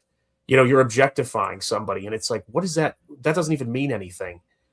You know, it's just bullshit. It's just more bullshit. You know, they really want to say, I think it's just a fear. It's heterophobia and it's androphobia. You know, fear of men and a fear of heterosexuality. Pure and simple. That's all it's if this was a movie called, I don't know, SWAT team, you know, if this was a SWAT team movie, or I don't know, maybe an Army Ranger kind of type movie, I'd say, cool. Okay. This, you know, maybe this will be interesting. But when we know that this is based off of a certain look of a character, and that formula worked, you know, like you're seeing some skin, she's got the titties out, and then you take this and you just wipe all that fucking away and slap the fucking name on here. That's when it just gets fucking annoying. Same with the Tila thing, you know. Okay, well, here's the formula that worked. We're gonna stick to the formula that worked for He-Man, for Man-at-Arms, except he's black. But visually, the costume details are pretty much the same. That new image they showed of Man-at-Arms, you know, his colors were popping. He looked great. But then I saw his black face. I was like, oh. That was the bit. That was the bit that got you. Yeah. Yeah, I mean, I was like, I'm not trying to be, stupid funny about this stuff, but I was like, I'm like, it's perfect. And then I was like, oh, what'd they do to his face? I'm like, oh, he's black. Who would you have cast for Man-at-Arms out of curiosity? I was thinking about that in terms of if I had to work with an actor today who could pull off Man-at-Arms, like who would that even be? And because I think of the character personality-wise, I think I could, okay, let me say this. If I could pull someone out of time to play that, and I'm sure there's a modern actor that's better, whatever, but if I could pull someone out of time, I would probably get that dude that played Conan's dad in Conan the Barbarian. Oh, really? Yeah, like his voice and that, you know what I mean? When he's telling his son about, when giants lived in the ground. And, like he was just this kind of thick guy, I would try to find that type of person, if he bodybuilder, former bodybuilder, he's, 50 years old. Yeah. 40s, maybe we can pass for 50. Maybe we can make up him. And you don't want him too old because, you want him around for, a handful of sequels. No, man. Well, if I could cast anybody, and I don't know if his height would necessarily work, I'd try to make it work because of his presence. I'm thinking like Charles Bronson, young Charles Bronson. Yeah, that'd be great. Yeah, that'd work. Weather, like he's got the right face for it. He's got, the eyes, that are so intense. We know he can swing a mustache or without. But Charles Bronson, I was working on a painting of him recently. He's got a great face, man. Just put him in that. He'd be a great Man-at-Arms. Yeah. Let me just to remind everybody. This is my man.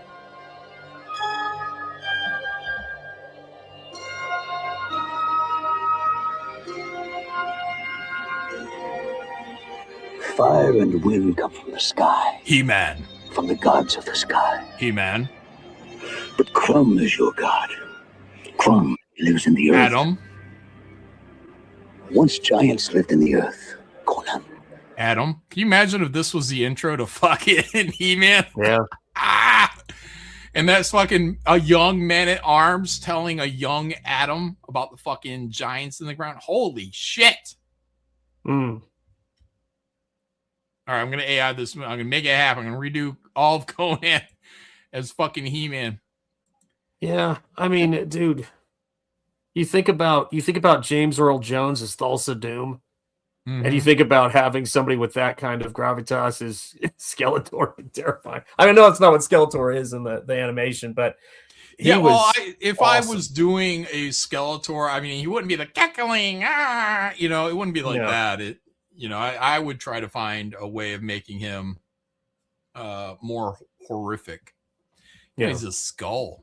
Even the idea of watching a skull talk, is odd. Because, just there's no muscles in there and, no lips to shape the word. So, like, would I even want the mouth to move? I don't know.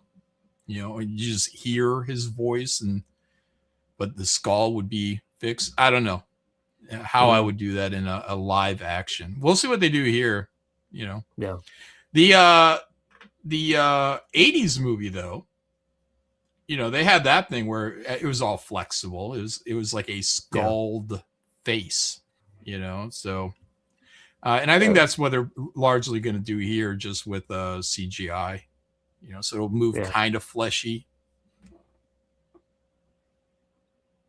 How do you feel about that? Yeah. No, I mean, I'm always thinking about the practical effects. There's so much great effects stuff, but I always thought of Skeletor's skull as sitting inside the hood, like unexplained, like it was sort of floating in there. I don't know why, when I was thinking about what he would look like.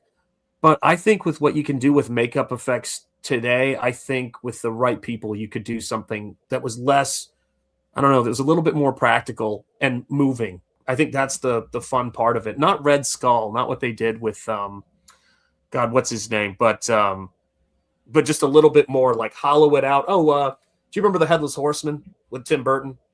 When they would have the skull appear on his head and that kind of thing. Just a little cartooned, but just a little bit more intimidating and scary.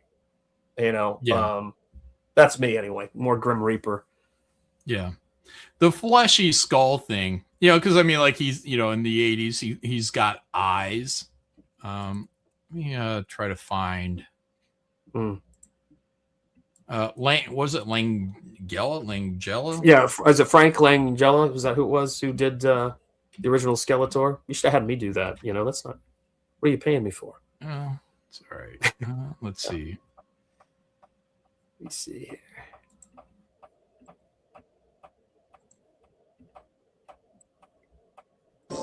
Enough. Where is your strength? See? Where is it gone? That's not too bad.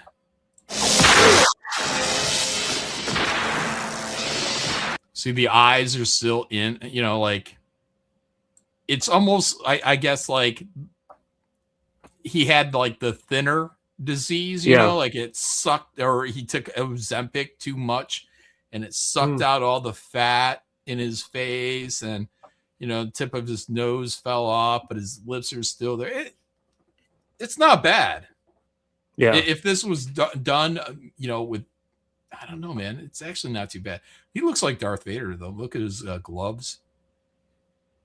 Yeah, I think it'd be cool. I think if they just put darker makeup in certain areas, just to make it feel a little bit more hollow and deep, like around his eyes. Yeah, I have darker circles around my eyes than Skeletor does. Yeah,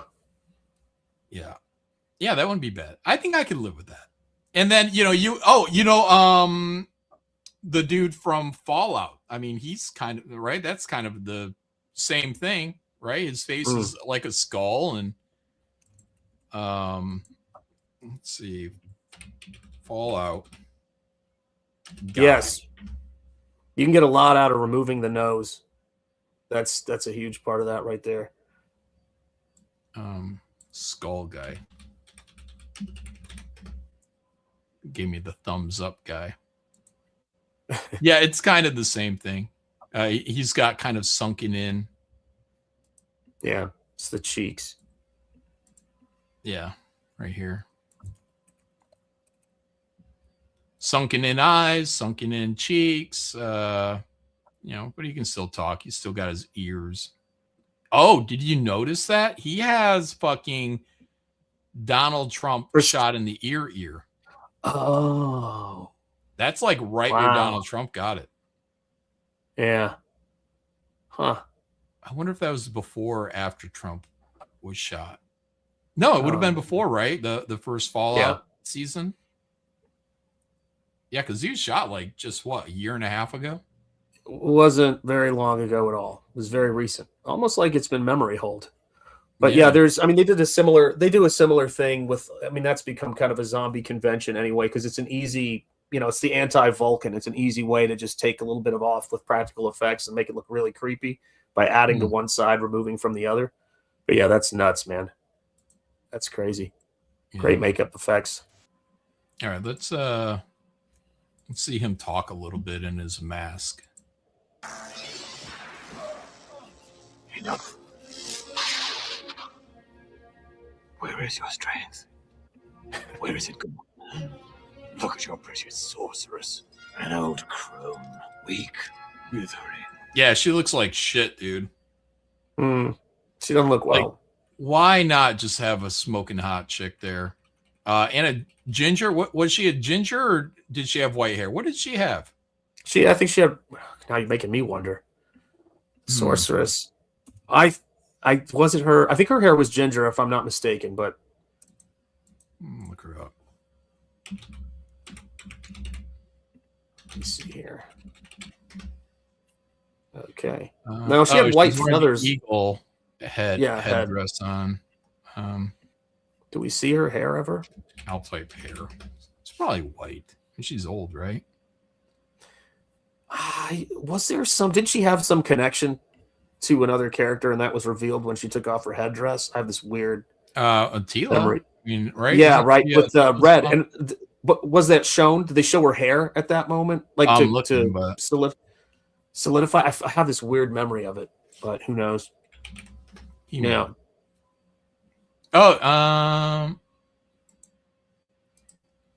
Yeah, it used to be. At least it used to be red, I think. Because look, she's in this mirror here. Oh yeah, look at her though. There you go. That's it. I thought they had a reveal for it because I remember watching an episode, and yeah, that when I was watching it, I thought it was the reveal, and they did something with their hair color as if, obviously they're related, but for kids, it did make sense. It was like, obviously she's related. They have the same color hair and the same, model sheet. But yeah, man, that's a great character design. We were super into Hawk head-dressed characters back then. It was a big thing for us.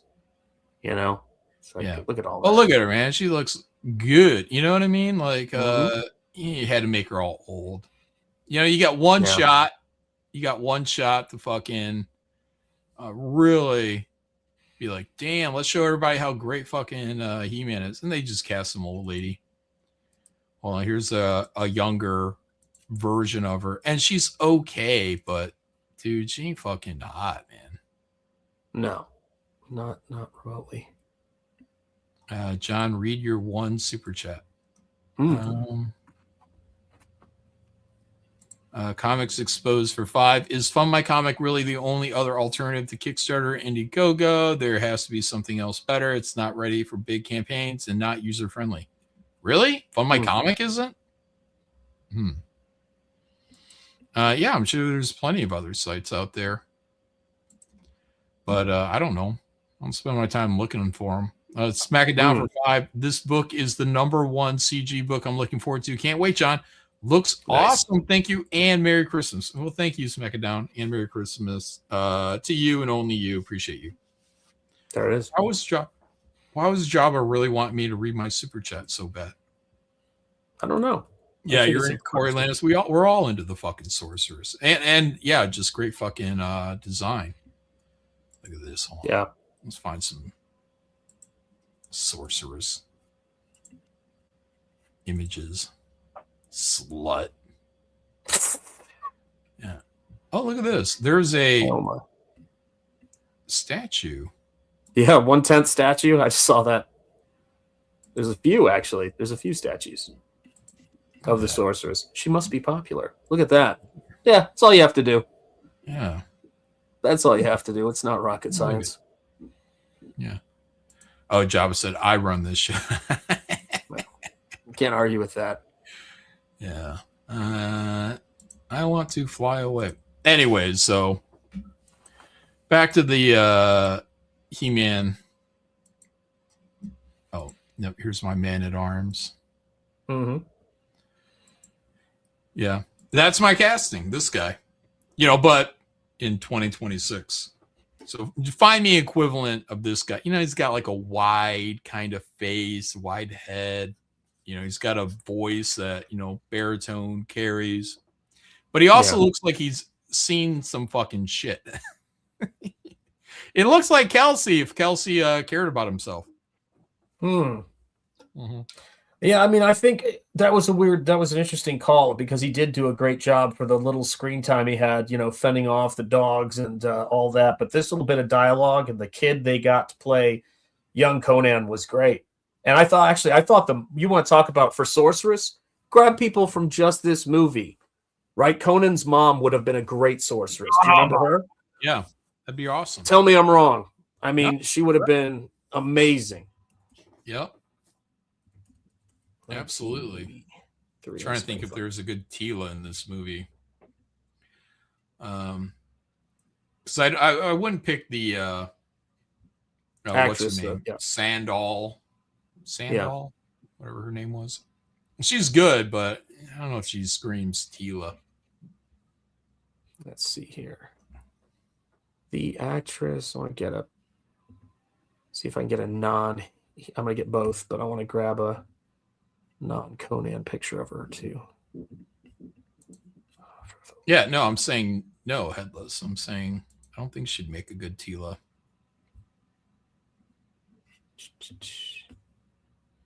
She'd be okay. And you probably want someone that's young, 20s. Yeah. But maybe can kick a little ass. Looks like she can kick a little ass. I don't know. Now I'm looking at her and I don't. Let me just see. But also looks good in a fucking whatever One Piece. Ooh, who's This is the actress who played He-Man. I mean He-Man, Conan's mom in the movie right here. There she is, just in a casual. I think she'd work for the Sorceress, don't you? Oh yeah. I don't know if she speaks any English, but yeah. I don't think this. I picture the Sorceress in my vision as her, but a mute. You know, I think that's where I'm taking the movie. I'm sorry. Wait, she has to explain things over there. No, there's no other characters in the movie. Adam and you shall become He-Man. She's got to be exposition. Yeah. Bridget Amen. Nielsen as Tila. Maybe. I mean, she was in whatchamacallit, Red Sonja. Yeah, she was. Yeah. Tila's tough because Tila never competed. You know, she wasn't like a bodybuilder. She was strong, but she didn't compete for attention with He-Man, and that's the thing. You want somebody who pairs well, but isn't too jacked. Yeah, someone with a body like the chick that played Psylocke. You know. Yes. What's her name? Rebecca Romaine. No. G. What is that movie? Oh no, not Rebecca Romaine. GTV or something like that. Oh shit, G4. You mean that G4? That actress?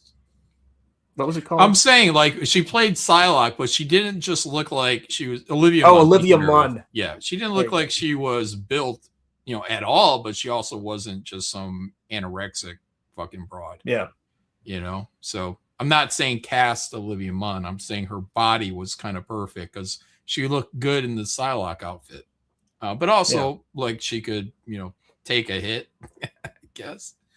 Yeah. So, she was Prego. Really? I did not know that. Yeah, I don't know. Anyone in the chat? Any suggestions in the chat? Who would you guys cast as Tila? A modern actress. Who's someone that we could cast today? Oh, no, that's not fair. Give me that one good actress. Because we're casting people from fucking 30 years ago. Why put those guys at a disadvantage?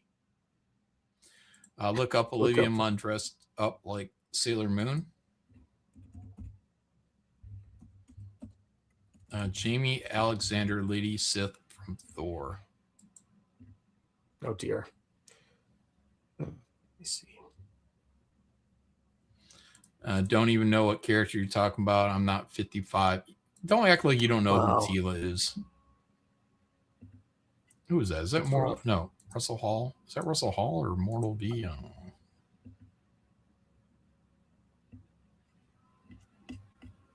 Elizabeth Get out of here, Elizabeth Montgomery. There you go. Now, it doesn't have to have red hair, but if she does have naturally red hair, then great. Jamie Presley is Tila. Wasn't that the girl from that My Name is Earl show? Yeah. She's been in a bunch of stuff. She's great.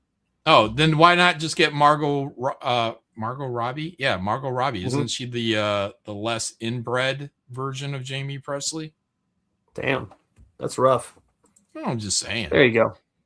Oh, okay. Oh, she looks okay. That's what they needed. I'm not being blown away or anything, but she looks okay. Yeah.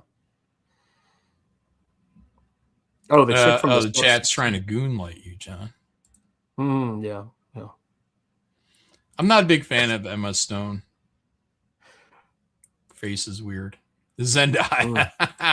It is for everything. For everything. Shit. Oh, the chick from The Substance. Margaret Qualley, I think is how you say it. Margaret Qualley. I'm a fan of her right now. So, but Tila, she's kind of skin and bones, I think. Margaret Qualley is. A young Bryce Dallas Howard would be okay. She got too thick. Oh, well, that's debate. I mean, depends, Let's see. Hold on. Yeah, I've got some. Is she smoking hot? She looks good. She looks good. Really good. But I don't know. Why are they doing this? Sorry, man. I mean, whoever plays Tila needs to be absolute fire. A young Christina Hendricks. Oh, there you go. God, she'd be spilling out of that costume.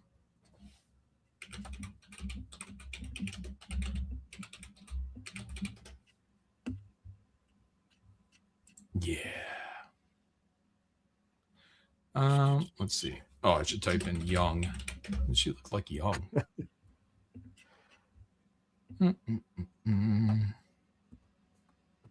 Yeah, I don't know. She might be a little too much.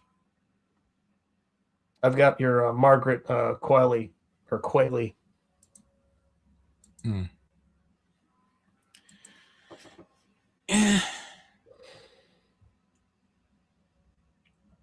Yeah, maybe we should use AI. I think to turn these people into. You know, she doesn't have much for a rack.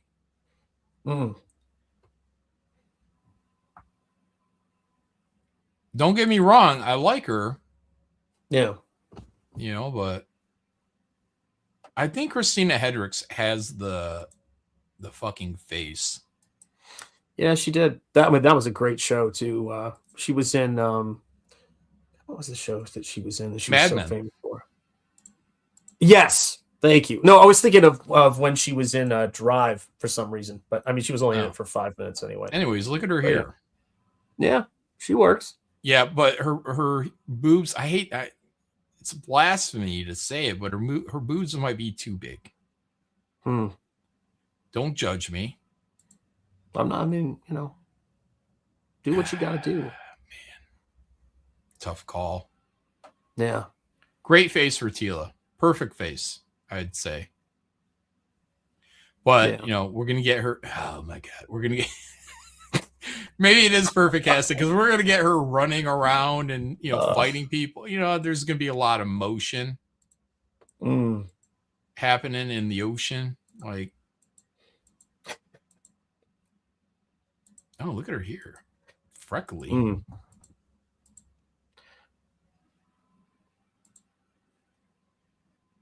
Face wise, perfect for Tila. Absolutely perfect.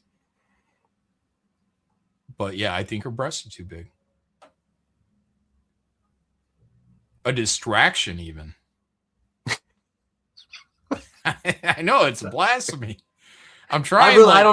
I feel like I don't know you anymore, John. I'm trying for perfect casting. I'm just like, are they too big? Might be. Oh my goodness! Look at this. Okay. Well, you know. There's an earthquake. Sophie in Thatcher. Who's that? Sophie Thatcher. We're gonna have to wrap this up in a bit. Okay. Oh, this chick. Okay. Wait, as who? Tila? I'll share her. It's a girl. You know her when you see her. She's in that robot movie recently. I like her until she smiles. Huh. Hold on. Let me find something about her face when it's actually like expressing. It's just something weird. And she was in that Heretic movie too. I don't know if you guys saw that.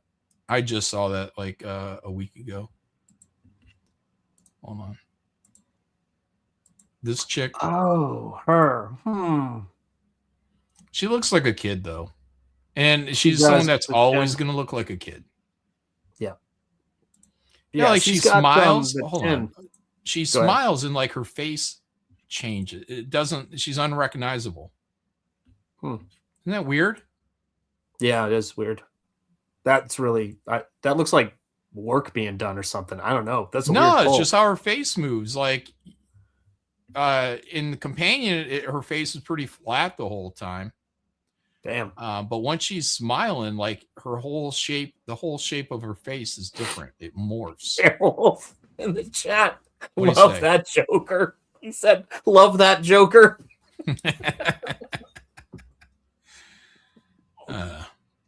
Oh, man. Oh, that's right, guys. I watched that Heretic movie, by the way. Was it good? I wouldn't say good, but it's making arguments on. I thought Shane might appreciate on some level, like where it's art and it's like a copy of a copy of a copy.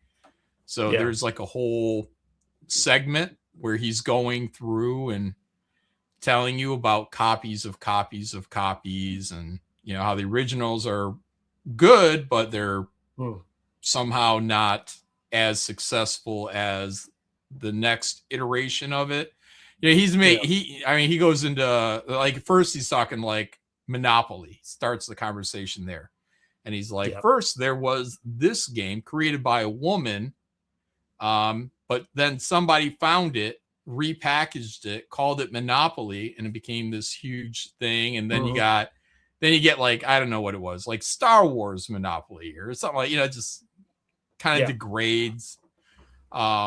He was talking about the Bible, like, oh, first you get the Jewish Bible, the not the Torah, the whatchamacallit.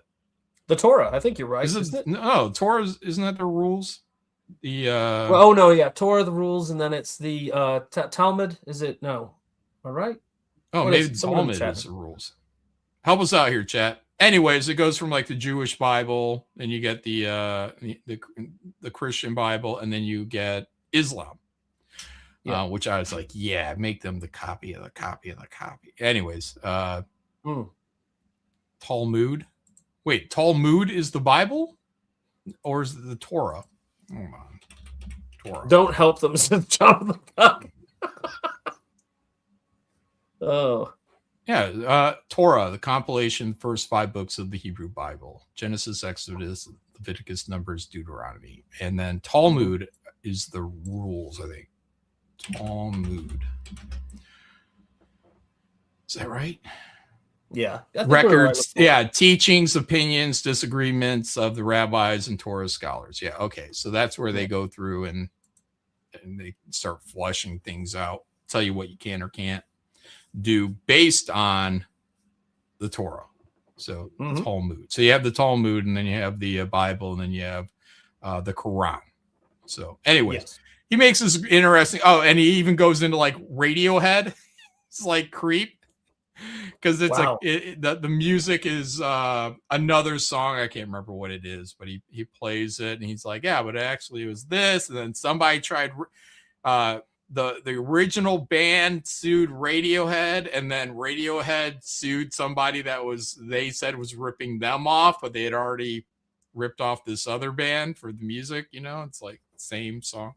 So anyways, this whole segment was kind of interesting, fun. But the rest of them, just the whole movie is just like, okay. So, you don't have to watch it. I watched it out of curiosity because I've heard about it for a long time, and I was just like, well, maybe today's the day to watch Heretic, and So is it like a postmodern deconstructionist kind of film? Like I don't know, like I Heart Huckabees or something like that, where it's just, they're putting thought into why things are, and how things are. Like whoever wrote it, was at least trying to do like an intellectual piece of horror. Did they, it's okay. Just as a film, I don't know. I feel like I didn't get enough out of it. I wasn't entertained enough. And then there's an ending and you're like, huh? So yeah, you can watch it if you want. I'm not strong recommending anybody to watch it, but it wasn't as horrific as I wanted it to be, or fun, I guess. Fun in its horror as you want it to be. Yeah. Well, I still haven't seen The Substance yet.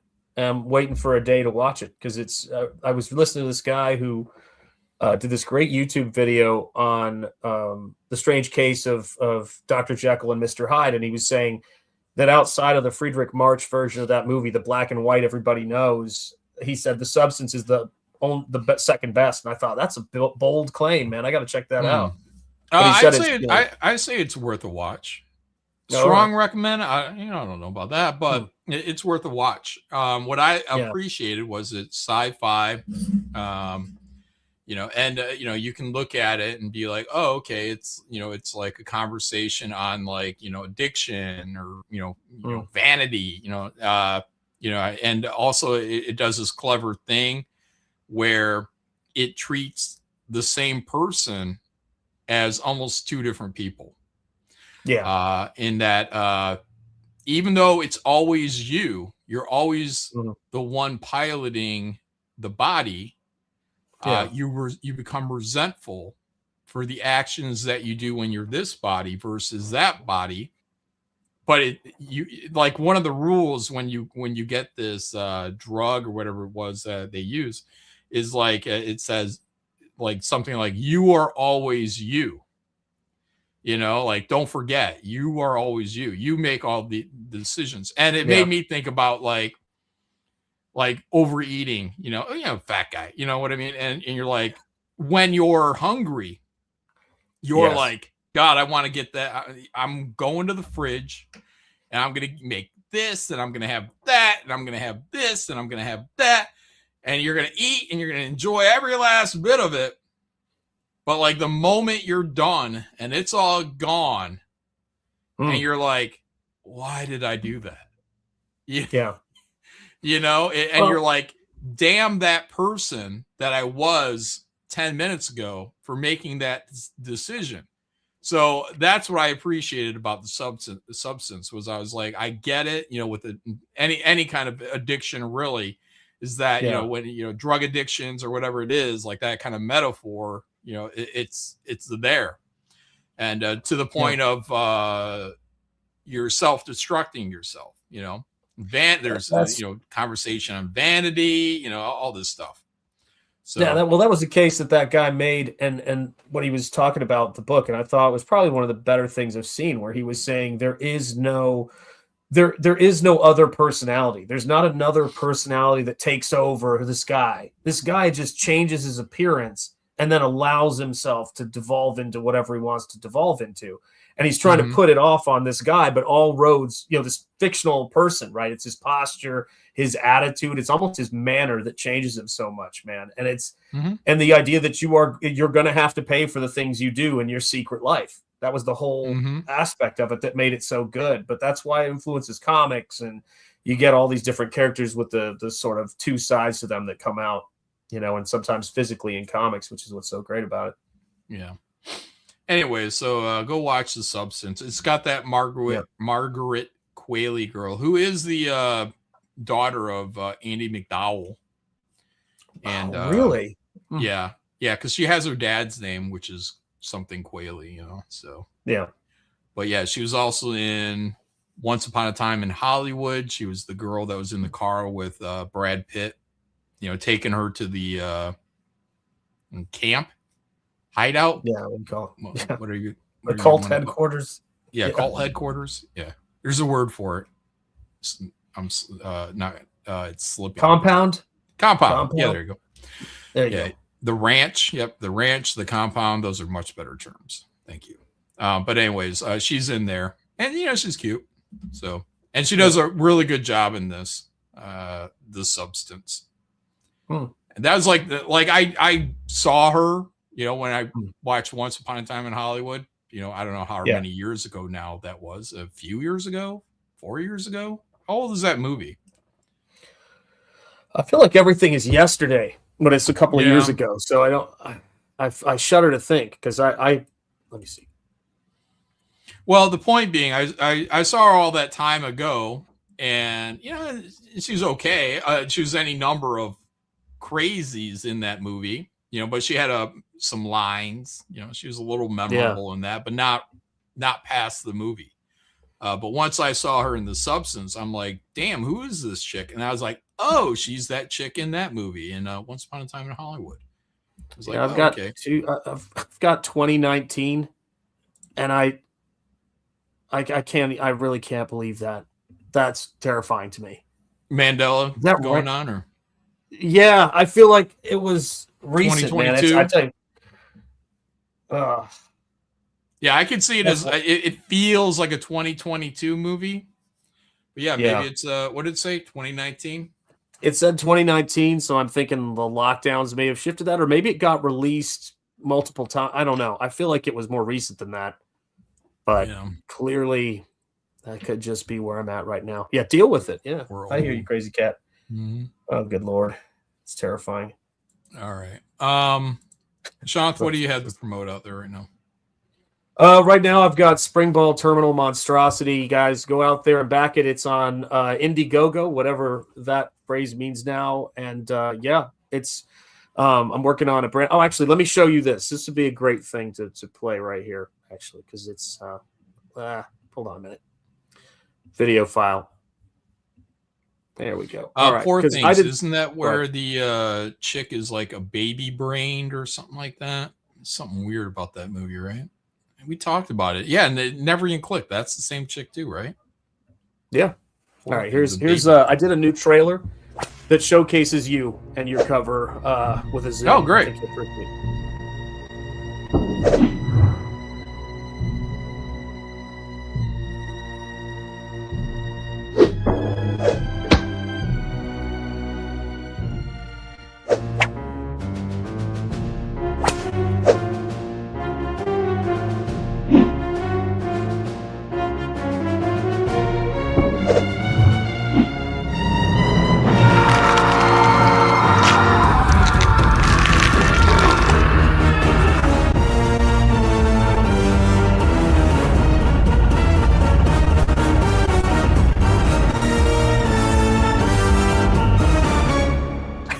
There you go.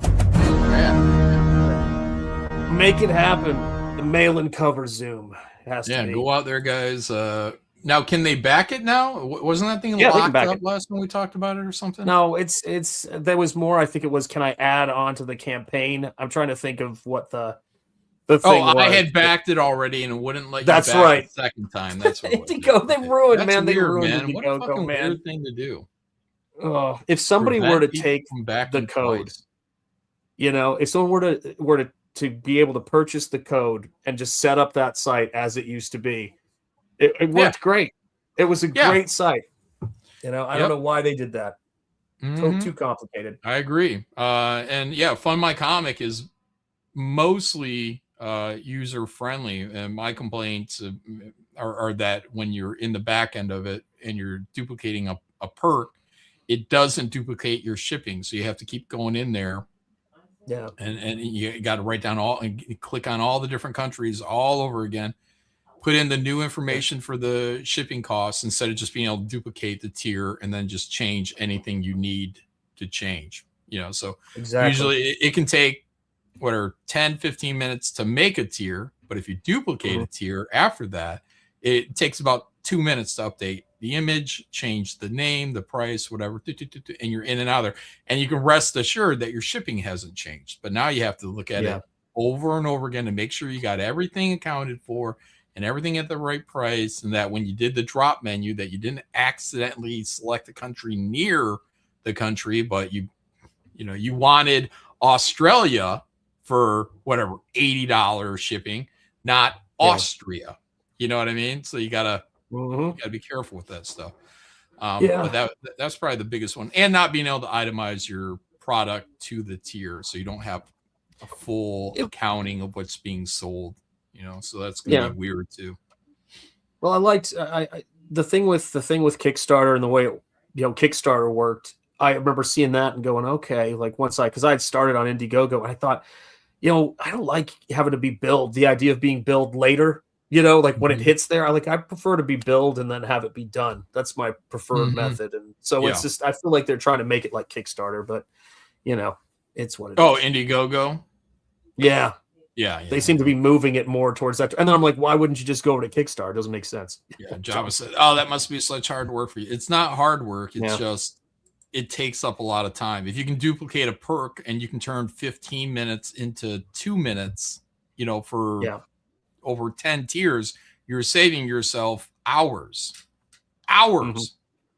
So, because each time you have to go back and do the shipping, for me, it's 9 countries and rest of the world. So I got to go back and be like, did I miss that one? Did I miss that one? Did I double it? Who knows? Oh, look who shows up here right when we're wrapping. Of course, right when we're Shane, always when we're wrapping up, man. I tell you.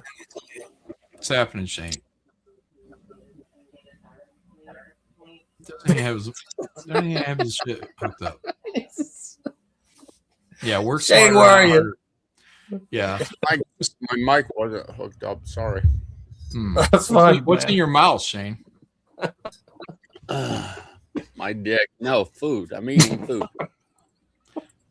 your own dick. You think Charlie Kirk had a bad thing about John? Yeah. Don't try to take my fucking Anne Frank joke. Oh, bigotry. That's rough. I thought Anne Frank had a bad. Yeah. No, it's just you got other things you'd like to be doing with your time than sitting in there and trying to memorize countries. Look at you in the dark. He is. Yeah. This is new Shane? No, I got no power, John. The power's Shane, out. you're on the computer. Yeah, well, fuck it. Like, I guess the powered computer. My power's out. Shane's in dark mode right now. This guy can't even lie well.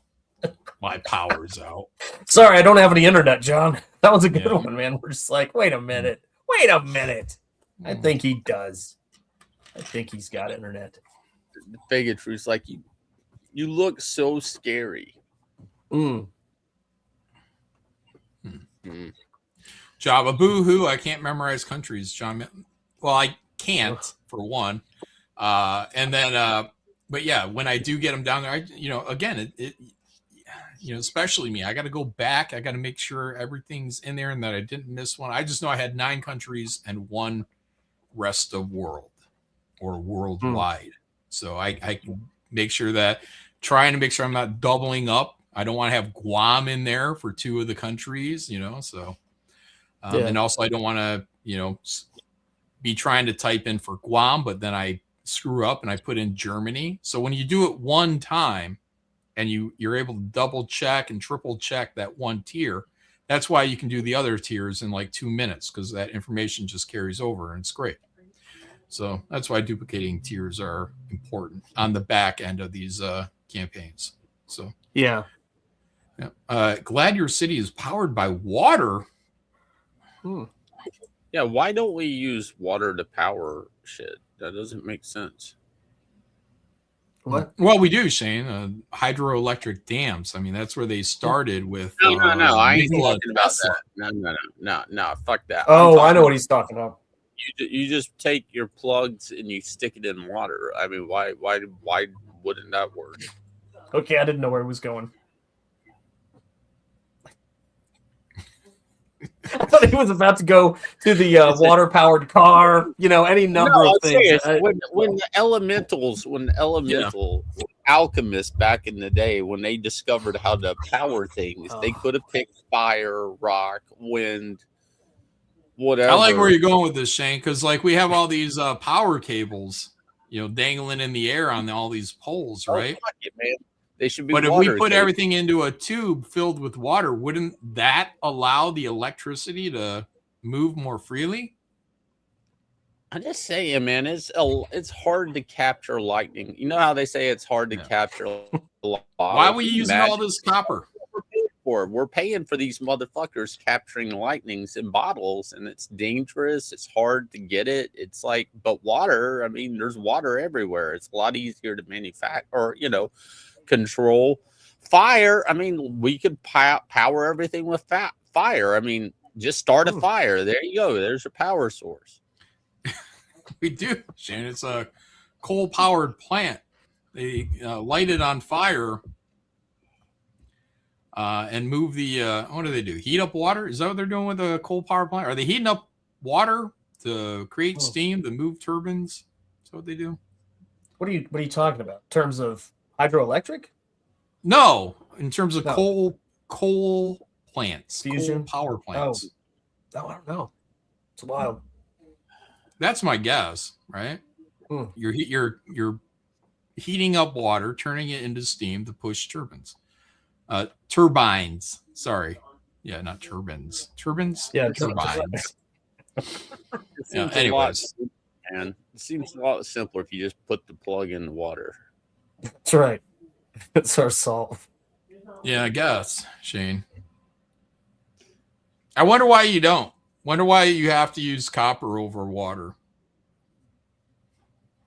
I mean, this is like dumb retard level questions of electricity, but yeah. I mean, and then if we had a get water tube, we would just plug the thing into the water tube, and then as that electricity goes through, it's powering your thing. It just doesn't And it make could, and any it could be the tube could be refilled with rainwater because it's going to evaporate. Shane, I think we just solved power issues globally.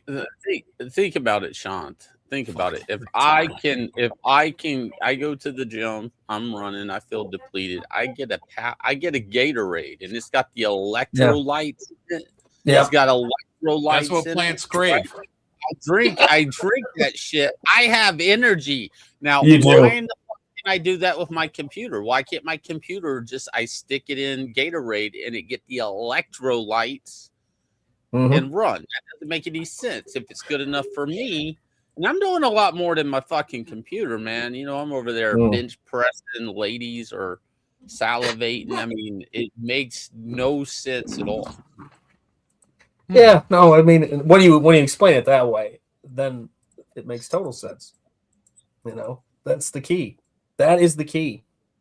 I mean, I'm not sticking my dick in a light socket. I got power.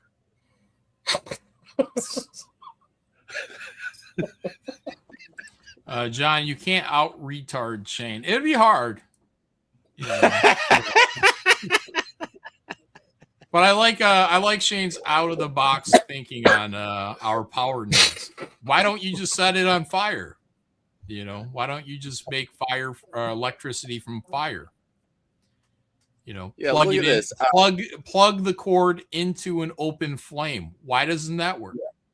Yeah, here we go. Tiny baby sloth. Your computer doesn't have a digestive, Shane. Obviously, duh. Well, there you go. There's the fuck up. Build a digestive system for my computer.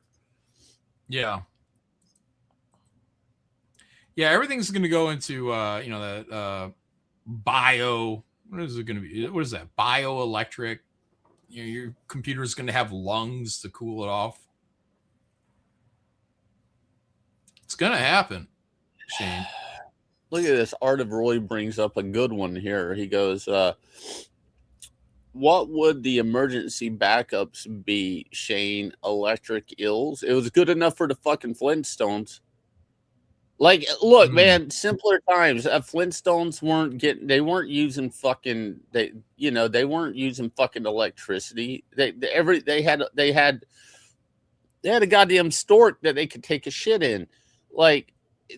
Like they were a lot smarter than us. Okay, they ain't got no power bills. Yeah, Flintstones. Fucking, they had an elephant washing the dishes.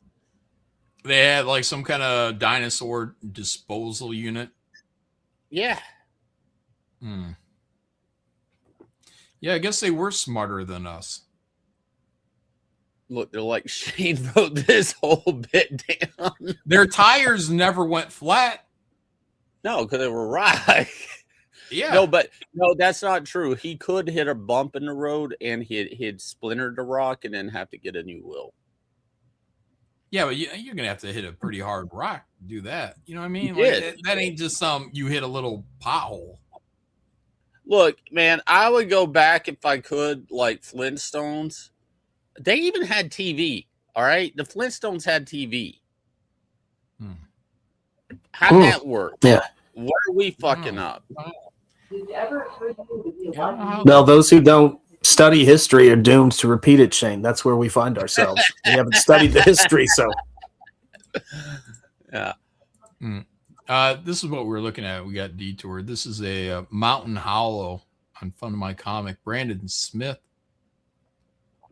But we saw this. We liked it. It had titties. This reminded me of the bad guy from Wheeled Warriors, Shane. Oh, yeah. Saw what? Oh, this is Corey Barton art here. Yeah. Oh, nice. Looks good. What was the name of the color? Is that a coloring mistake? Or is his arm just like... No, I think that's the wedge of the light back there. It could be, but it's supposed to be the light from behind him. It 'Cause probably it looks like there's a detachment here. But this is cool. That's a good face there. Corey does good horror art. Interior by Eric Killius. Look at his pot belly.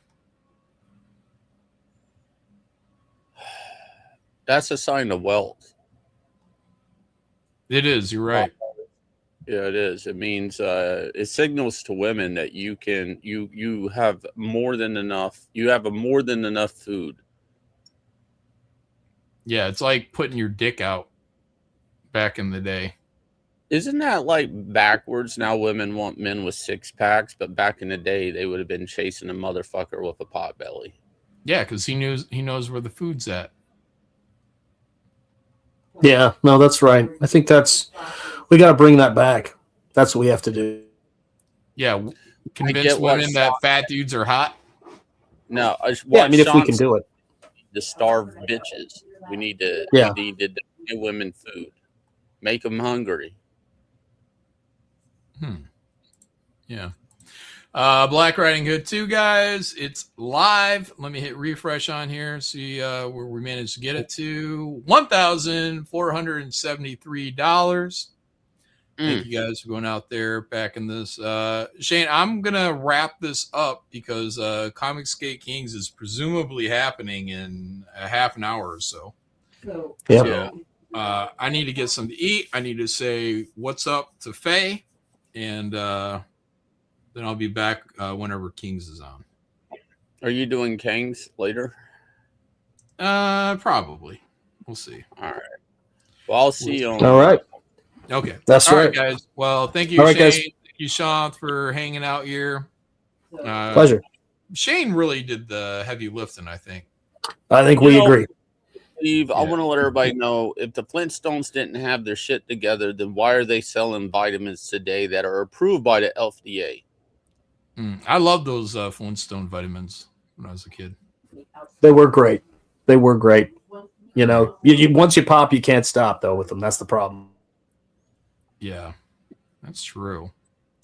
All right, guys. Well, thank you all very much for hanging out here for this. We'll see you over there on probably the Kings. If they happen tonight, I don't know. I'm not even sure they're going to happen tonight. Valentine's Day week.